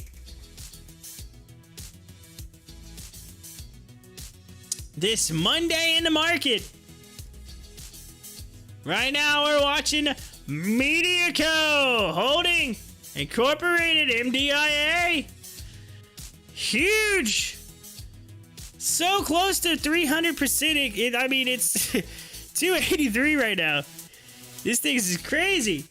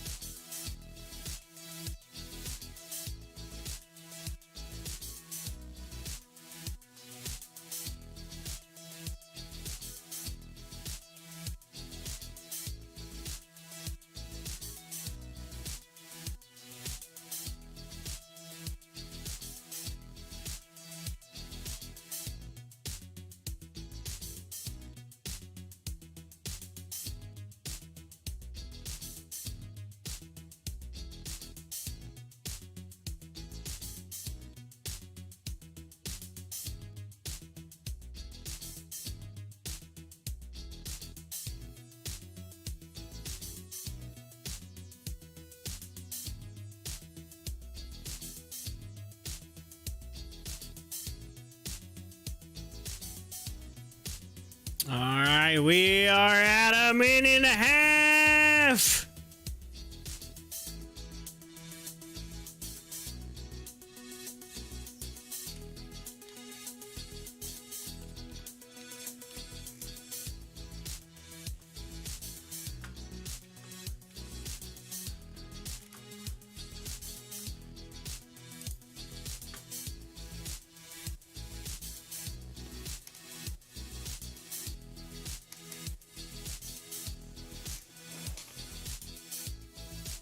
All right, ladies and gentlemen, 1 minute. 1 minute.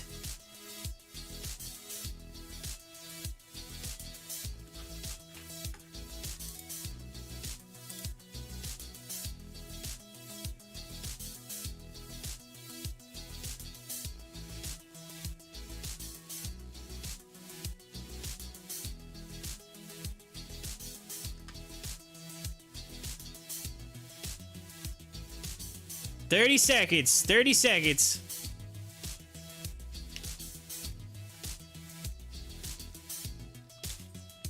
All right, y'all been waiting for it. And here it comes, ladies and gentlemen. Let's get into the countdown.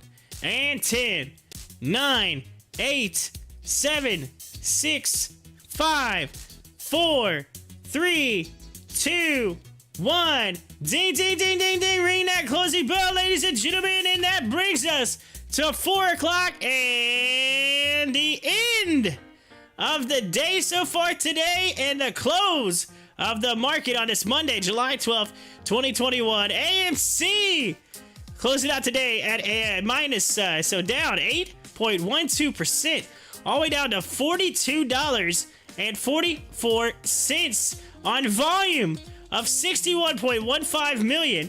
It had a high of 46.55 and a low of 42.07. As for GameStop down 1.01%. Taking a look at it here.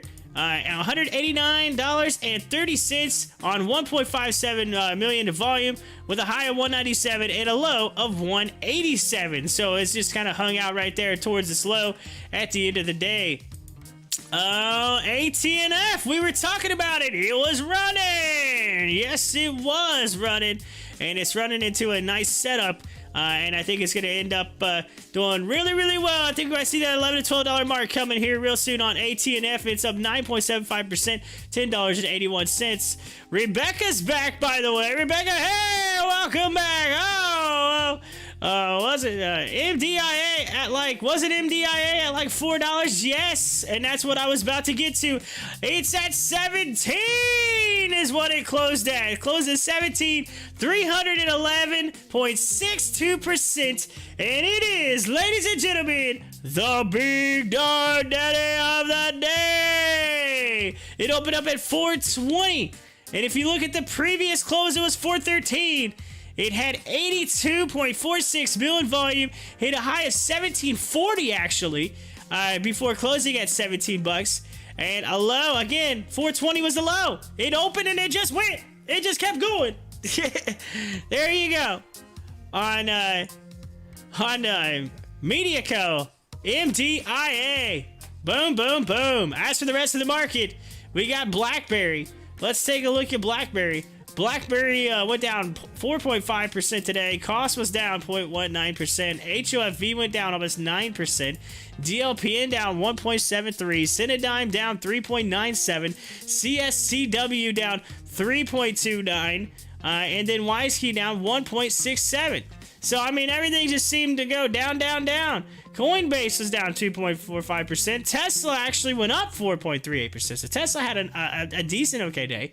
But at the end of the day, looking at crypto market, crypto was half and half, and now all of a sudden you got down 3.5% almost on Bitcoin. You got 5.7% on Ethereum.